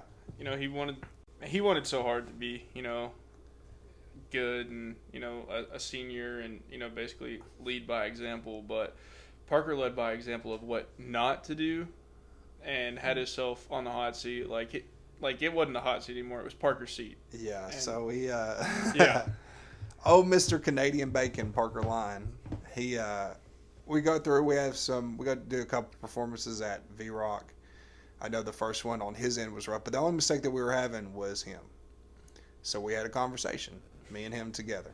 Down the hallway. A little walk with the arm on the back. One of those we have a private conversation. We need to go somewhere else where mommy and daddy can't hear me because I got some stuff I need to tell you.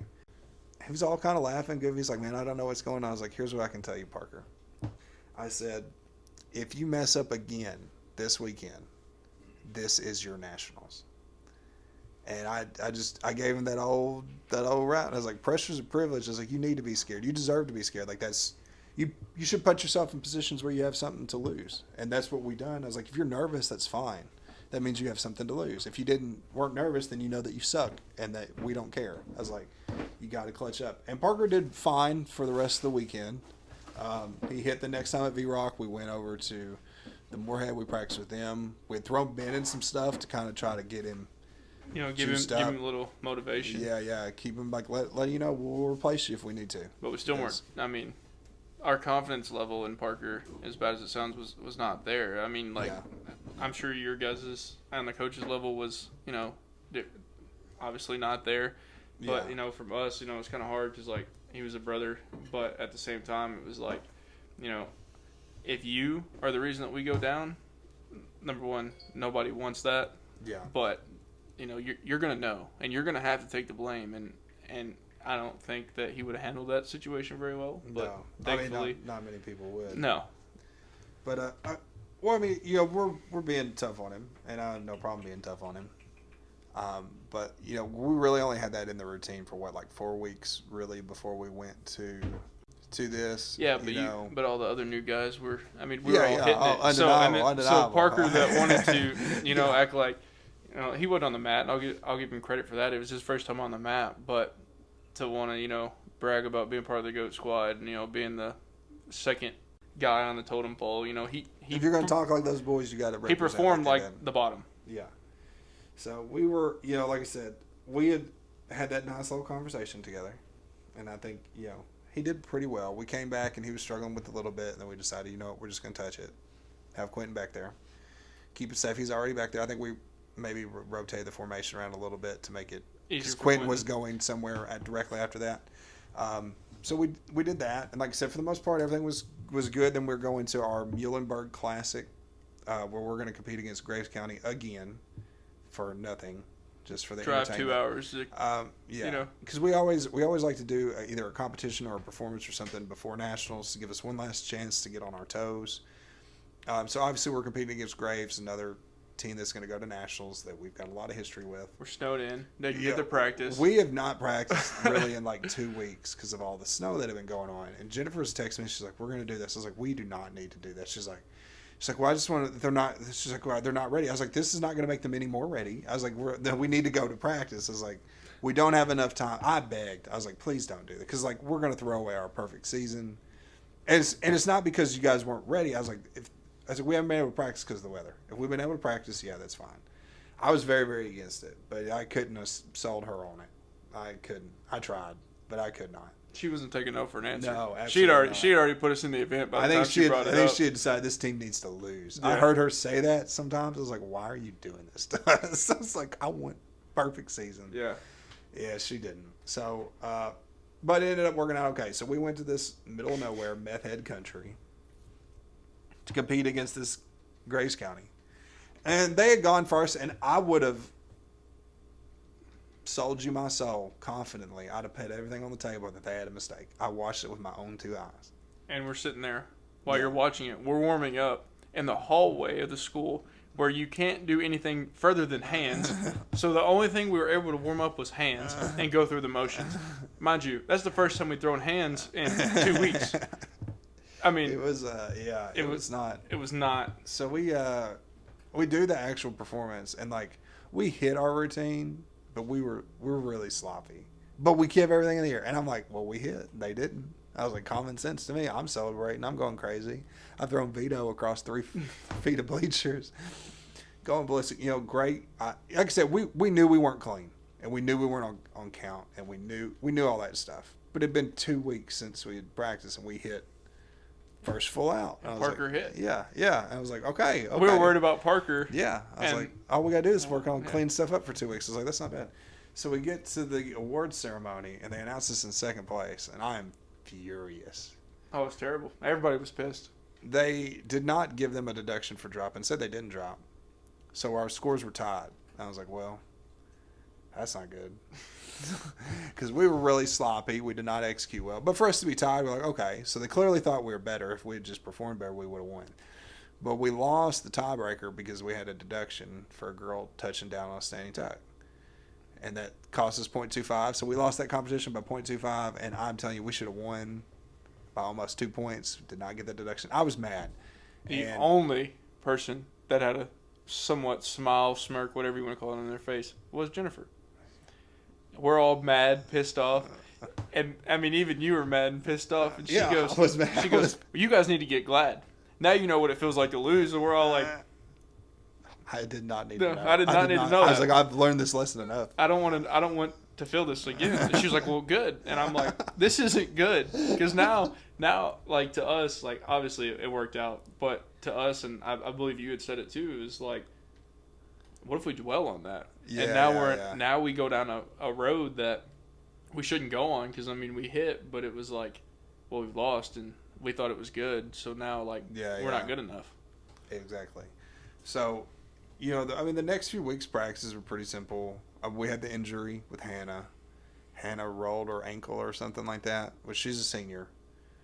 And I can't remember what I was wrong with. I knew she was out. We were going to have to take her out of the routine. There's like 2 days before we leave. Like, bad sprained it, or she ended up breaking it? Yeah, it was the Monday. Yeah, because I think she was in a wheelchair. Yeah, we wheeled her around. She got us good, good spots in line. Straight to the front, baby. You're with us. But yeah, so we had to replace her, and we put one of our alternates, Brooke, in, and she went in and did a little bit of tumbling, did the mid layer in for the pyramids. That was fine, and then we had to replace her in the stunts, and we're gonna let Kaleb talk about that because that was a little bit of his choice with a little bit of my help. So I remember that happened with Hannah on Monday. It was Tuesday because we practiced every day before we left. We were leaving Wednesday. Yeah, we were leaving Wednesday. So I roll in and I go to Jennifer's classroom, and we're sitting there, and she said, you have 3 choices. And I was like, okay, well, this isn't bad. You got Brooke, and it was no offense to Brooke. Brooke was an amazing girl. She's still, a really great person. But when it came down to it, I hadn't had the opportunity to really work with Brooke, and I knew her being put on the mat for the first time was going to be, world upside down enough. She really had to lock in and figure out, first time experience, is it really the chance for her to be in the air? Second was Jaden. You'll later find out the history with me and Jaden, but at the time, Jaden was not the Jaden that I will talk about later. But she wasn't bad, but she had already, worked with Ethan, so I was like, eh. And then I got a third choice, and I don't really remember off the top of my head who my third choice was, because I'm not for sure that Jennifer even got to get the words out of her mouth. But I beat her to the punch. She was getting ready to say somebody's name, and I really don't remember who it was, but I looked and I said, Madeline. And she said, Madeline? And I said, I want Madeline. And she was like, are you sure? And I said, I want Madeline. Are you positive?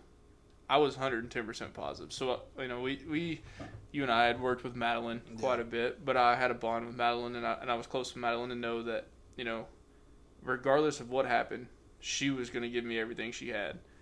And so we went into Tuesday, and Madeline wasn't even aware of the situation yet. We go into practice, and we went straight to third stunt. And I remember Jennifer goes, Madeline, go. And she goes, what, me? I had started stunting with Madeline a couple months before just for fun. Because she was a base, all-girl base. But she looked real light. I was like, she can hold her weight. Yeah, I was like, it's like, she's not a big girl. She looks small anyway. And she was actually pretty decent. Like, she could have been a bomb-ass flyer if she wanted to. But not a lot of people had seen her fly a whole lot. But she had progressed quite a bit that people didn't know. And the only people really that knew was Jennifer, because Jennifer would stay after practice when we would stunt with her all the time. And, Kaleb was like, and the boys see me do it, they want to do it too. That's kind of, anytime you're one of the better people, that's how it is. Like, Kaleb will tell you, like, when he got better, there were younger people trying to do stuff just because he was doing it too. That's how it goes. And it ended up, we were like, okay, she's here. She's in the routine. Did not drop. We didn't drop. We were perfect. Now, well, the best part is, like, their first true full outs were not until Saturday at semis. Yeah, because we went halfway. Finals. We went half-seas, and we'd do first half, and then we'd do, we'd open it up, but it wasn't full. It wasn't cool because we were in Florida. We didn't have the full floor. And we did that one night with Bullet Central, but even then, I don't think we did everything. I think because we had been at the park all day. So I don't think we did true heavy full outs because When we did a lot of tumbling, but we didn't go real heavy full out because we'd already practiced once that day. So going into that week of nationals, obviously all that stuff was going on. We went down. I think we went down on a Wednesday. Yeah, we left on a Wednesday. We left out of St. Louis too because that was different. Usually, left out of Nashville. Did you already perform in front of the school that morning? Yeah, we performed in front of school that morning. We get to the airport and we got there like super early, and everybody eats at the airport. That's when you dropped your Baskin Robbins ice cream cone, your $8 ice cream cone. It was not a good start to the week. No, it was not. Like, the almonds were pretty off. And then everybody started flipping out because we're leaving from St. Louis instead of Nashville, dropping ice cream. Yeah, doing that weird stuff, that weird crap where they get all in their head, making stuff that doesn't matter a big deal. Like, oh, St. Louis, like, who gives a shit? You're getting on a plane and going to where you're supposed to be. But people do all that crap. But as far as I remember, the traveling down was pretty smooth. My first time on a plane. Was it? Yep. Did you cry? No, I don't even remember who I sat with. Did I sit with you on that plane? No, I don't remember who I sat with on the way down there. I think I was by Jenna. Quentin and Taylor were nearby. I remember on the way back, I sat with Madeline and Bree on the way back. Remember the plane on the plane ride on the way back, we had that dude that kept coughing the whole time. It was just so obnoxious that every time we go to sleep, he'd be like, yeah. That was me. It was you were sitting by him. Yeah, I think I was. Yeah, because I did ride back with someone I didn't know. Yeah, because you were right in front of me. We were the last ones to load on. Yeah. But no, I mean we go down. We wait for the Disney crap. We're at the Disney bus to the All-Star Resort. Of course, I think was Raymond late this year? I think it was either this year or your senior year. I had the hotel room to myself one night. It was just. I think it was your senior year. Yeah, I think it was my senior year. It makes me wonder. He wouldn't have come down to go to St. Louis. He would have traveled separately with us. Yeah, it was the junior year because if we went out of St. Louis, he wouldn't have. Because with it being in Nashville, he was in Nashville, so he flew out of Nashville, so he got down there. So he probably got down there late. And then we weren't in the All-Star Resort. We were in the music. Yes. And everybody was all. Yeah, that was the only year that I've gone out there and we did not stay in sports. We were in music. Yeah, everybody was all out baffled. there away from everybody. That was a walk to the football field. Yeah, but it was also nice in the fact that at night that like later in the day you couldn't hear people out there doing cheers there was like a little section that wasn't too far from us where people were doing stuff, but it wasn't not like being on the football field. You could hear it in the distance. So like that ended up being an okay thing. Sucked having to walk and all that stuff, but obviously we do our Animal Kingdom stuff and all the guys are. No, we went to Animal Kingdom. Oh, yeah, you're right. No, my bad. It was my senior year. We switched it up. We go to Animal Kingdom. Me and Matt were wearing matching American flag chubbies. Holding hands. Skipping down there. Smacking Did y'all have on the tank tops? Did that the year that her mom, Max's mom, bought all the pink Razorbacks? Yes. Or was that your senior? I can't remember. But I think it was that one because we had that conversation with y'all. We weren't allowed to wear them. Yeah. But Max's mom had gone to the varsity tent and they had these pink tank tops for sale. They were $5. They were on clearance. She bought, but they were all Razorback, like for girls. But she bought them for all the guys to wear. She just didn't know. And Max, all the guys have got them on at one point, like squeezing. Some of them, Ben is squeezing into his pink Razorback. Zaming is squeezing into his. Yeah. And the guys wanted to wear them. Like we'd had to have a conversation with the boys about the way they were acting in public. They were being a little too friendly. And they were just this group of guys was just very, very reckless, and we haven't dived into that a lot. I've talked about it in other stuff, but like they just didn't care. They didn't know. They didn't have all that seasoned stuff like that. They were just trying to do what they were trying to do, and they were treating it like it was any other thing. There was none of this cheerleading stuff. Like they didn't care. They were making fun of stereotypes. They thought all this stuff was funny. They still think it's funny. They didn't care, and they were too stupid to know any better. And we almost got away with wearing them because remember on the plane ride, it started raining, and it leaked under the undercarriage of the plane. Yeah. I remember some of the girls' uniforms were like black on the back. Yeah. My brand new shoes. I just got a brand new pair of shoes. I say brand new. They were probably like 3 weeks old. They got stained under there because our bags were soaked. So. I think one of the cheer moms took my clothes and did my laundry. I think Jack's mom and Hannah and Jenna's mom and Madison's mom. I think they were all doing our laundry for us so we could so go on it really was day. a pretty shitty start to this Yeah, week. it was pretty rough. Great. We had injuries and we've got flights and now we've got this and I dropped my ice cream cone. It just really was not a great. I still have the video of you. Great thing. Now we remember we partnered up with Bullet Central a lot. We were riding. We basically did it to ride their bus to places. Is basically what that was. But they were trying to win small co-ed. They were competing against Blackman. They had a pretty good team, and we had practiced. Of course, we practiced with Graves a lot while we're down there too. For the most part, everything is pretty much like how it's always been. I mean, it happens really quick, and there's so much going all the time. With it being all new, I mean, we went to the park. That was really, that was cool. It was a cool bonding experience. But then, it was like a moment to relax, like take it all in. But as soon as we left that, we went back and we had to change, and then we had to hop on the bus because we didn't schedule the bus. Bullet scheduled the bus, and then we go all the way across Orlando. It was like 20-30 minute ride. Yeah, we went over to Top Gun. Yeah, we went into Top Gun. We're in the back of Top Gun, and we're sitting there trying to do it. And, we're not trying to over-exhaust ourselves. We're just trying to, stay comfortable, stay relaxed. And then, we're rotating with Bullet, and everybody's tired. It's been a rough 2 days with everything that had happened. And, the jet lag and travel. And if I remember, Jennifer told us that we needed to step it up for Thursday. Yeah. And so we went back that night and kind of had a reset, and Baby B and Landon kind of gave us a wake the hell up talk. Good little pep talk. Yeah, good little pep talk. And then we went into the football field, which everybody talked about the football field. And, to me, I'm like, all right, it's a football field. Like, I've been on many football fields in my life, but then you go to this football field, it's completely different. Yeah, because we went early in the morning on Friday. Early in the morning. And we always do the big afternoon one. That's like the last practice is that Friday night there in front of. Or we usually go in the evening, like when everybody's crowded out there. It's we go early in the morning. The last time that it's packed, really. Yeah, right before dark. It was probably early afternoon.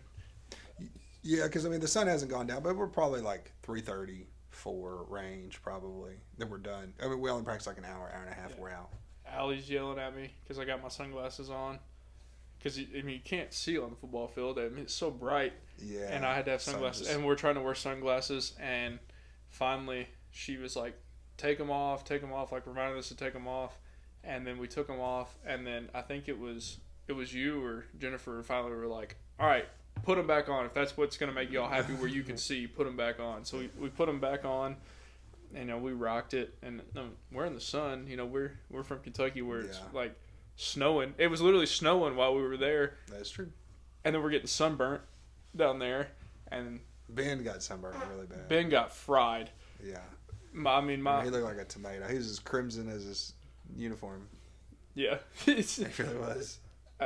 And then so it was definitely a crowded experience. It was a crazy experience, and it's just like you're there and everybody else is there and everybody's there for the same thing. But then like when you walk by people down there and obviously you're wearing a McCracken shirt, it's like, oh, and it's like all eyes are on you because of the year before, so we had high expectations of, oh, we love you guys, like if I remember correctly, it was me and Max were walking around because we went to go get a drink, and there was a group of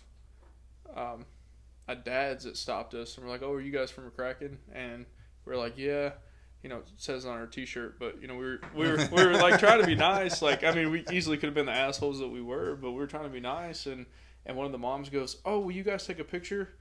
And we're like, "Yeah, sure." And we took a picture with this young cheer team, and like it was like it's almost like we're famous down there. And like to me, I'm like, well, I'm not famous. I ain't ever done this before. So you don't even know.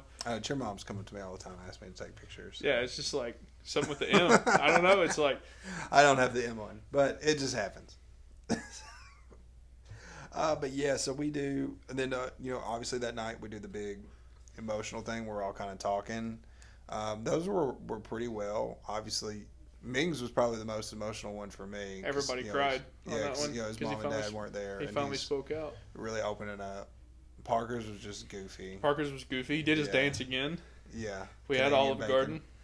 We did have Olive Garden. And Lou, we can't. Oh man, I've been talking enough about Lou. Lou is the legend. Lou. Amber is Amber's dad. Yeah, Amber's cool, but Lou's definitely better. Lou looks like the biggest Kentucky redneck dude that you'd ever see.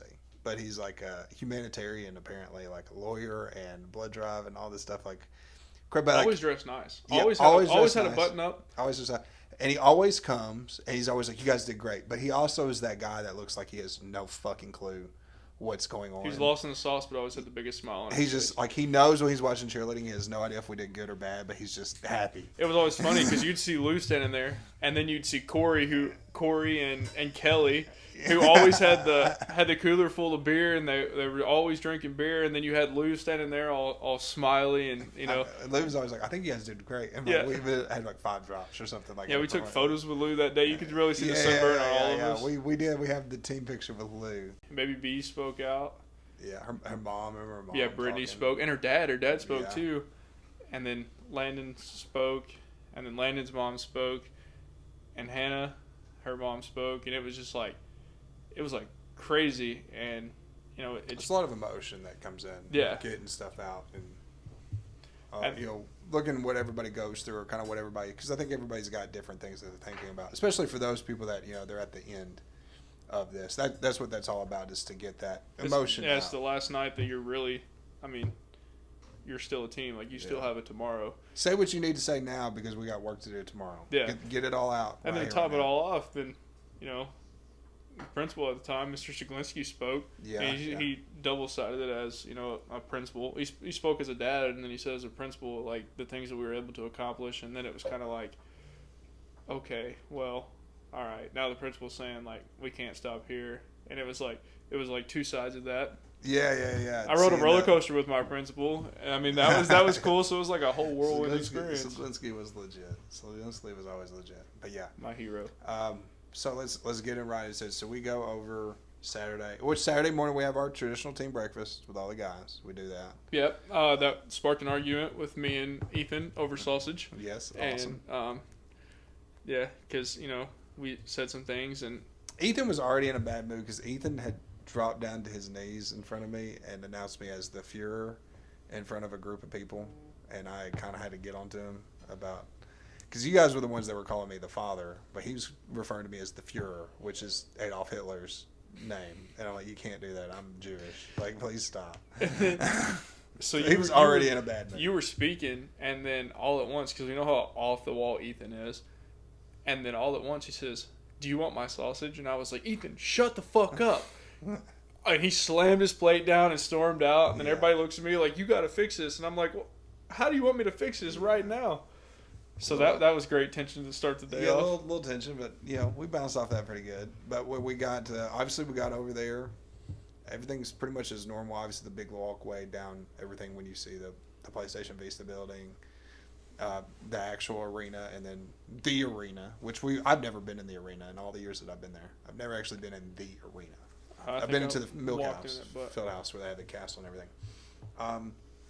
I can't really remember where we went. We were kind of in the middle of the pack. Probably around 11 or 12 o'clock. Yeah, we got there super early. We hung out at the baseball field, and that was like strange because I think they had adjusted it or something, and so we had a lot more time than what any of y'all had anticipated us to have. So it was kind of like sit around and wait.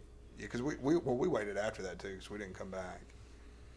Yeah, no. So we did our preliminary round, and I don't really remember who all went before us or who all was after us or whatever we went, but I know that when we did our preliminary round, we came out there and we hit. I thought we did really, really well. We were pleased as the coaches. All the toss libs are good. The tumbling was good. Our fulls, no issues from Parker. All the changes that we had made earlier in the week, all those things hit. So we felt really, really good. Now, obviously, we've stayed here at the baseball field, and we've gotten back our scores and stuff like that. They're talking about we're waiting for them to announce finals, which we got a deduction seat. We know we have no deductions.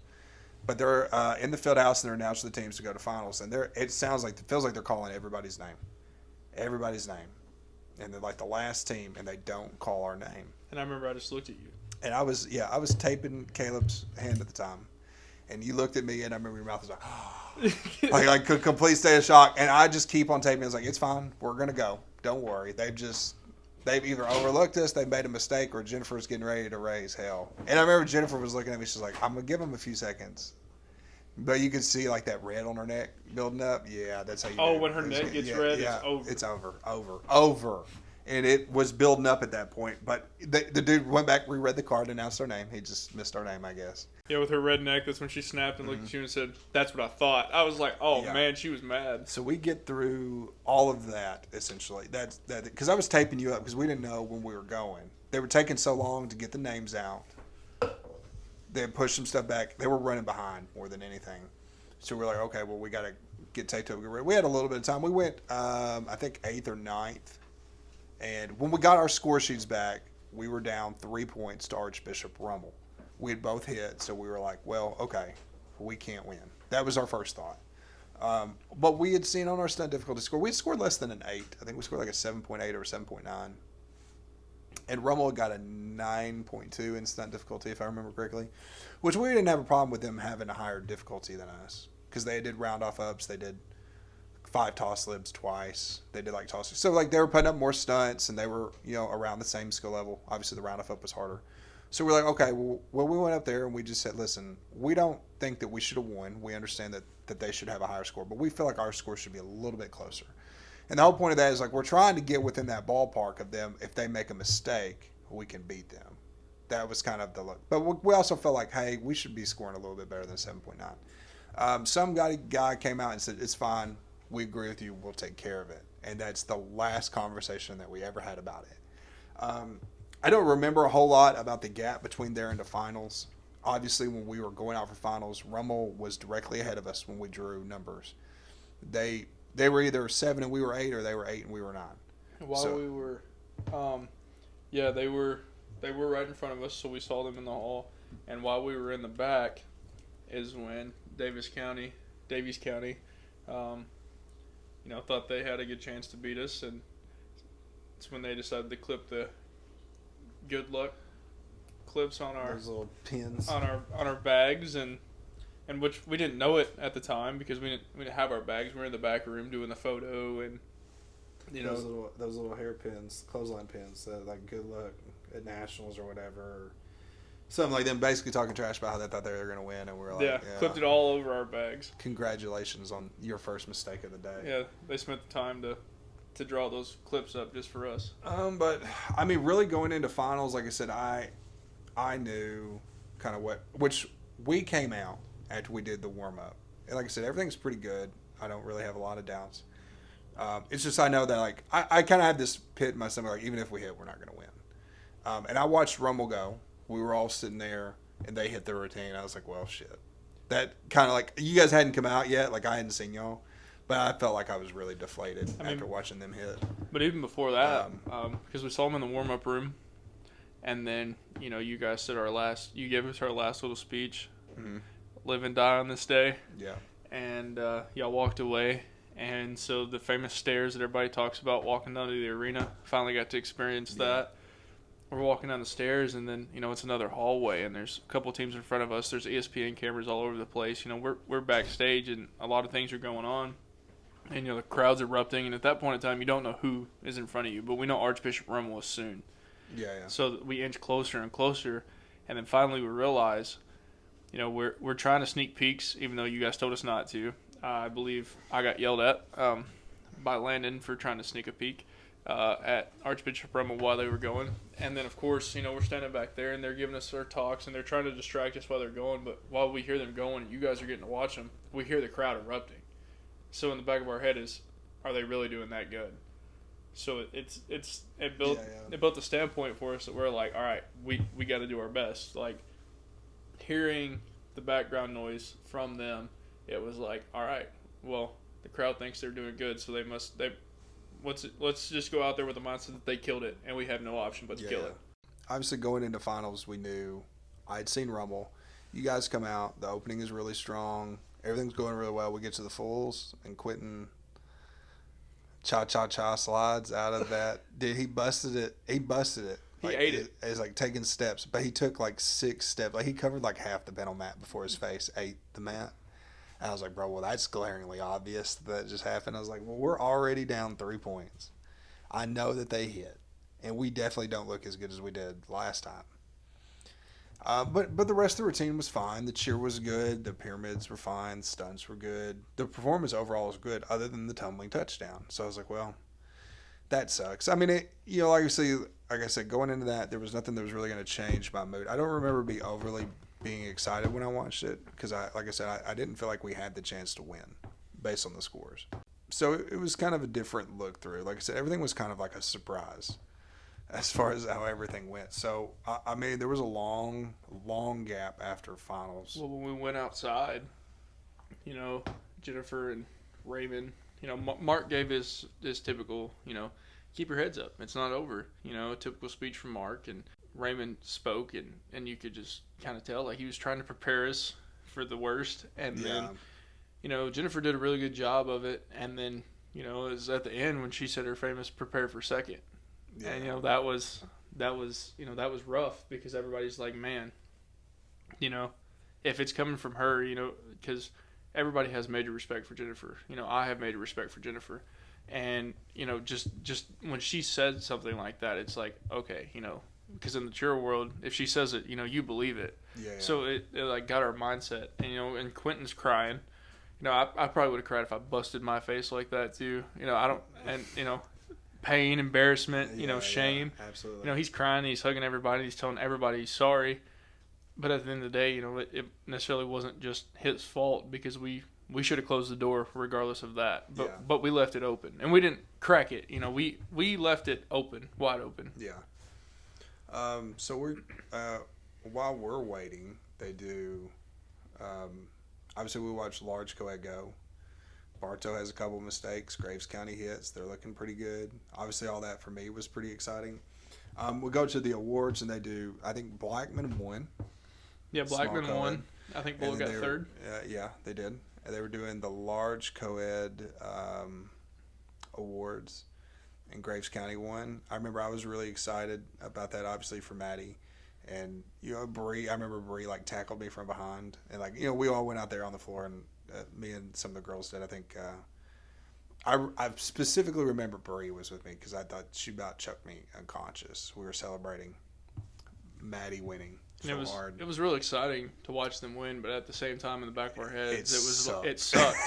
because we're about to watch them take that trophy home, and we're about to be the first loser. It was rough. That was literally my thought. We watched them win, and I was like, well, I can be happy for Maddie. And, Abby had just won nationals at Moorhead all-girls, so I was like, well, both my girls won. So I was like, after the award ceremony, they're like, all right, medium to us team lineup. Me and Raymond were looking at it. Raymond's like, yeah, just get ready. Let's go take it. We're prepared for that. I couldn't tell you. I know Fleming Island got 6th place. Yeah, Fleming Island got 6th place. They were, won a couple years ago. They had talked a lot. We got down to, I knew we weren't going to go any lower than second. And obviously we get down to the final 2 teams. And I was standing back there with Raymond. And they announced Archbishop Rummel in 2nd place. I remember I grabbed Raymond so hard I about ripped him down to the ground. And I jumped. And Max had to. No, it was Jack. Jack had his arm around me. I was by you. Jack had his arm around me, and when they announced them, the girls did their little screams, but they were pretty quiet. Mine was not quiet. And I remember Jack shoving his hand over my face. But then we're trying to keep you guys contained. From the back, I feel somebody grab me, and it's Mark. And he picks me up, and he grabs me, and we're all celebrating. And then I turn to you, and by that point in time, Jack's already had his hand over my face. Mark has already picked me up, and then I'm jumping onto you as they're saying our name, and then everybody else is going crazy. So it was. I wasn't able to control it. But we didn't do bad. Yeah, we did better. Way better than we had done earlier. More classy. Man, that was. I was pleasantly surprised, and we'll talk about the score sheets here in a second too. But we went from there to all the boys are together. We're back there. They're like, "You guys ready to go get your jackets?" And I think it was Cameron. Just fuck you, I'm ready to go get my jacket. Just said it out loud, and we all went over there with him. They got lined up. Raymond's talking to his boyfriend on the phone, and they're It's his husband. yeah, his husband. Ario. Excuse me, husband. Ario. Husband. I'm sorry, Raymond, outing you. But yeah, they're having their conversation, and you guys are over there chanting, just celebrating. Living it up. Well, I called. Ethan's mom was on. Jackie was on the phone with my mom, and we're cheering, chanting, screaming, saying our chant, and then all at once, Jackie hands me the phone, and it's my mom, and I told my mom we won. She's like, "Oh, I'm so happy for you," and she's like going on the spill, and I was like, "All right, gotta go, love you, bye." I'm in a state of disbelief again, and all I can hear is you guys just screaming "gay" in the background, just "gay, gay, gay."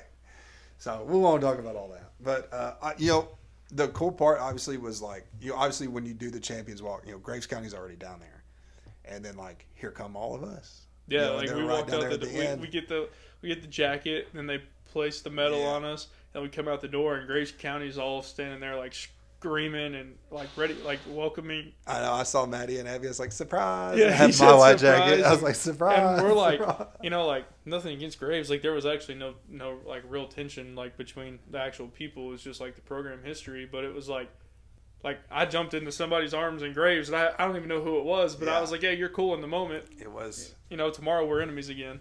To me, I always tell people that's my favorite one because we won. Like I won that year. Maddie also won, and Abby had won at college nationals too. So like for me, that was like a big. I never thought that would happen, let alone it would happen with us in 3 different programs. I talked about the 2015 year with Graves and like how hard that was for me to process. So like to be here, just 3 years later and have that come full circle and have that get completed was a great thing for me. When we got the score sheets back, they did not change our difficulty score at all. But we had noticed that our execution score was absolutely insane. We were getting like 14.7, 14.8. I mean, maxing out. And what had happened is because us and Rumble went back to back, they were able to compare us directly to each other. So they really felt like we executed what we did better than what they did. And they inflated our score to make it look that way. Obviously, the difference in difficulty was there, but we outwon execution. We won the cheer. We won the tumbling. We won every single category except for one portion of one section. And that's the reason why we were able to win a national championship. Won the tumbling even with Quentin's face point. Yeah. Even with that, with the deductions. So for everything that we went through, and then for it to be a surprise, because like I said, obviously this was a team that we thought in the future was going to be really good. But at this point, to walk away with the national championship, with the state championship, the most successful team in the program's history up to this point, as far as like championships, as far as accomplishments. It was really good feeling. And I mean, we're only graduating, Parker, Ming, and Cameron from the guys. And we lost several girls, but as far as like top girls, we're just losing Brittany and Landon.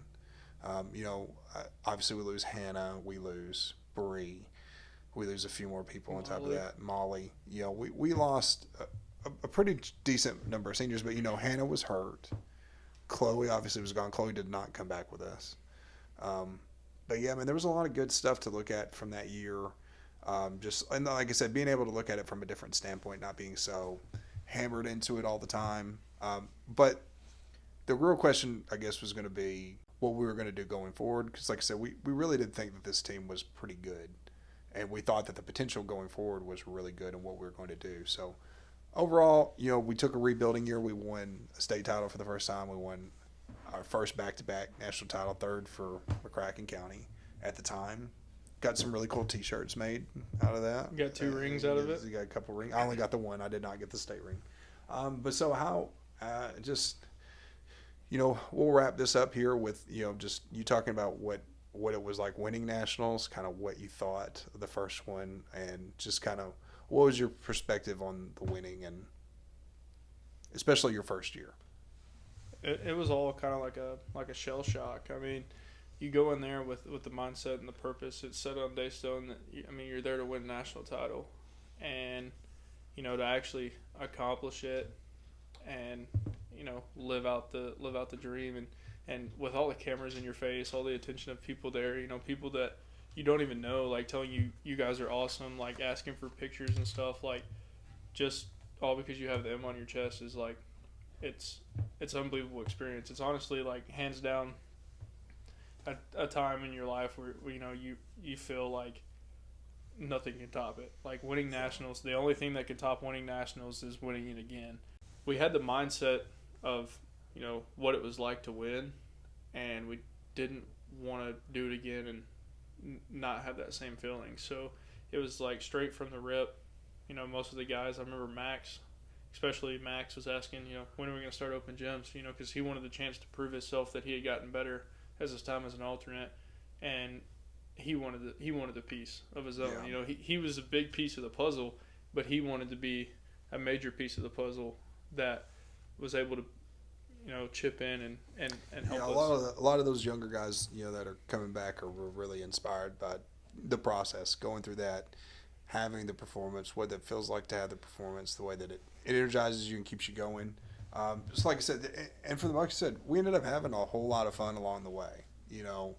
I think we went and celebrated. We went that night to Disney World, didn't we? We went to Magic Kingdom. So that night we got done early enough that I think we made it over there for an hour, if I remember correctly. Yeah, we all rushed. We all rushed over there. Space Mountain.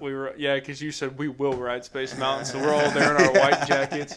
We're riding Space Mountain. I mean, they're trying to close the park down. I'm like, we're riding it back. They're taking. I mean, we have a team photo. Well, majority of the team. It's like 75% of us. The other ones had went with their parents, and we're all standing there and we're taking a photo. And in the photo, there's Tinkerbell floating around us in front of the castle, all in our white jackets. Ming and Ethan are wearing their Asian hats, and we're just like we're on all time high. Like we're living life. Like at that point in time, and they're in that stage. Like for that next until we went to bed and woke up the next day, it was like there's nothing in the world that can knock us down. Like we're on top. Well, speaking of knocking us down, we're going to wrap this up with one last little story from Sunday night. I have to tell this story about my boy Vito. The sickest burn I've ever heard in my entire life. You want to talk about tearing somebody down? We're standing in line, me and Max and Vito, and we're talking. They've got their jackets. Now, Vito and Max are both alternates, but we were in line to ride something. Couldn't tell you what it was, but it was at Magic Kingdom because it's whatever was over there for the block party. Probably Space Mountain or something. No, it wasn't for the block party. Remember, because the block party was at Hollywood Studios that year. Oh, maybe it wasn't. So, well, it doesn't matter what night it was. I remember this. It might have been the night we won. It was the night we won because we were all there, and we were so like I was ahead of you guys, and you, Max, and Vito were in the back. Yes. And I remember you sitting there talking because Max was being Max, and Max was flirting with this girl from Bullet Central, and then that's why they.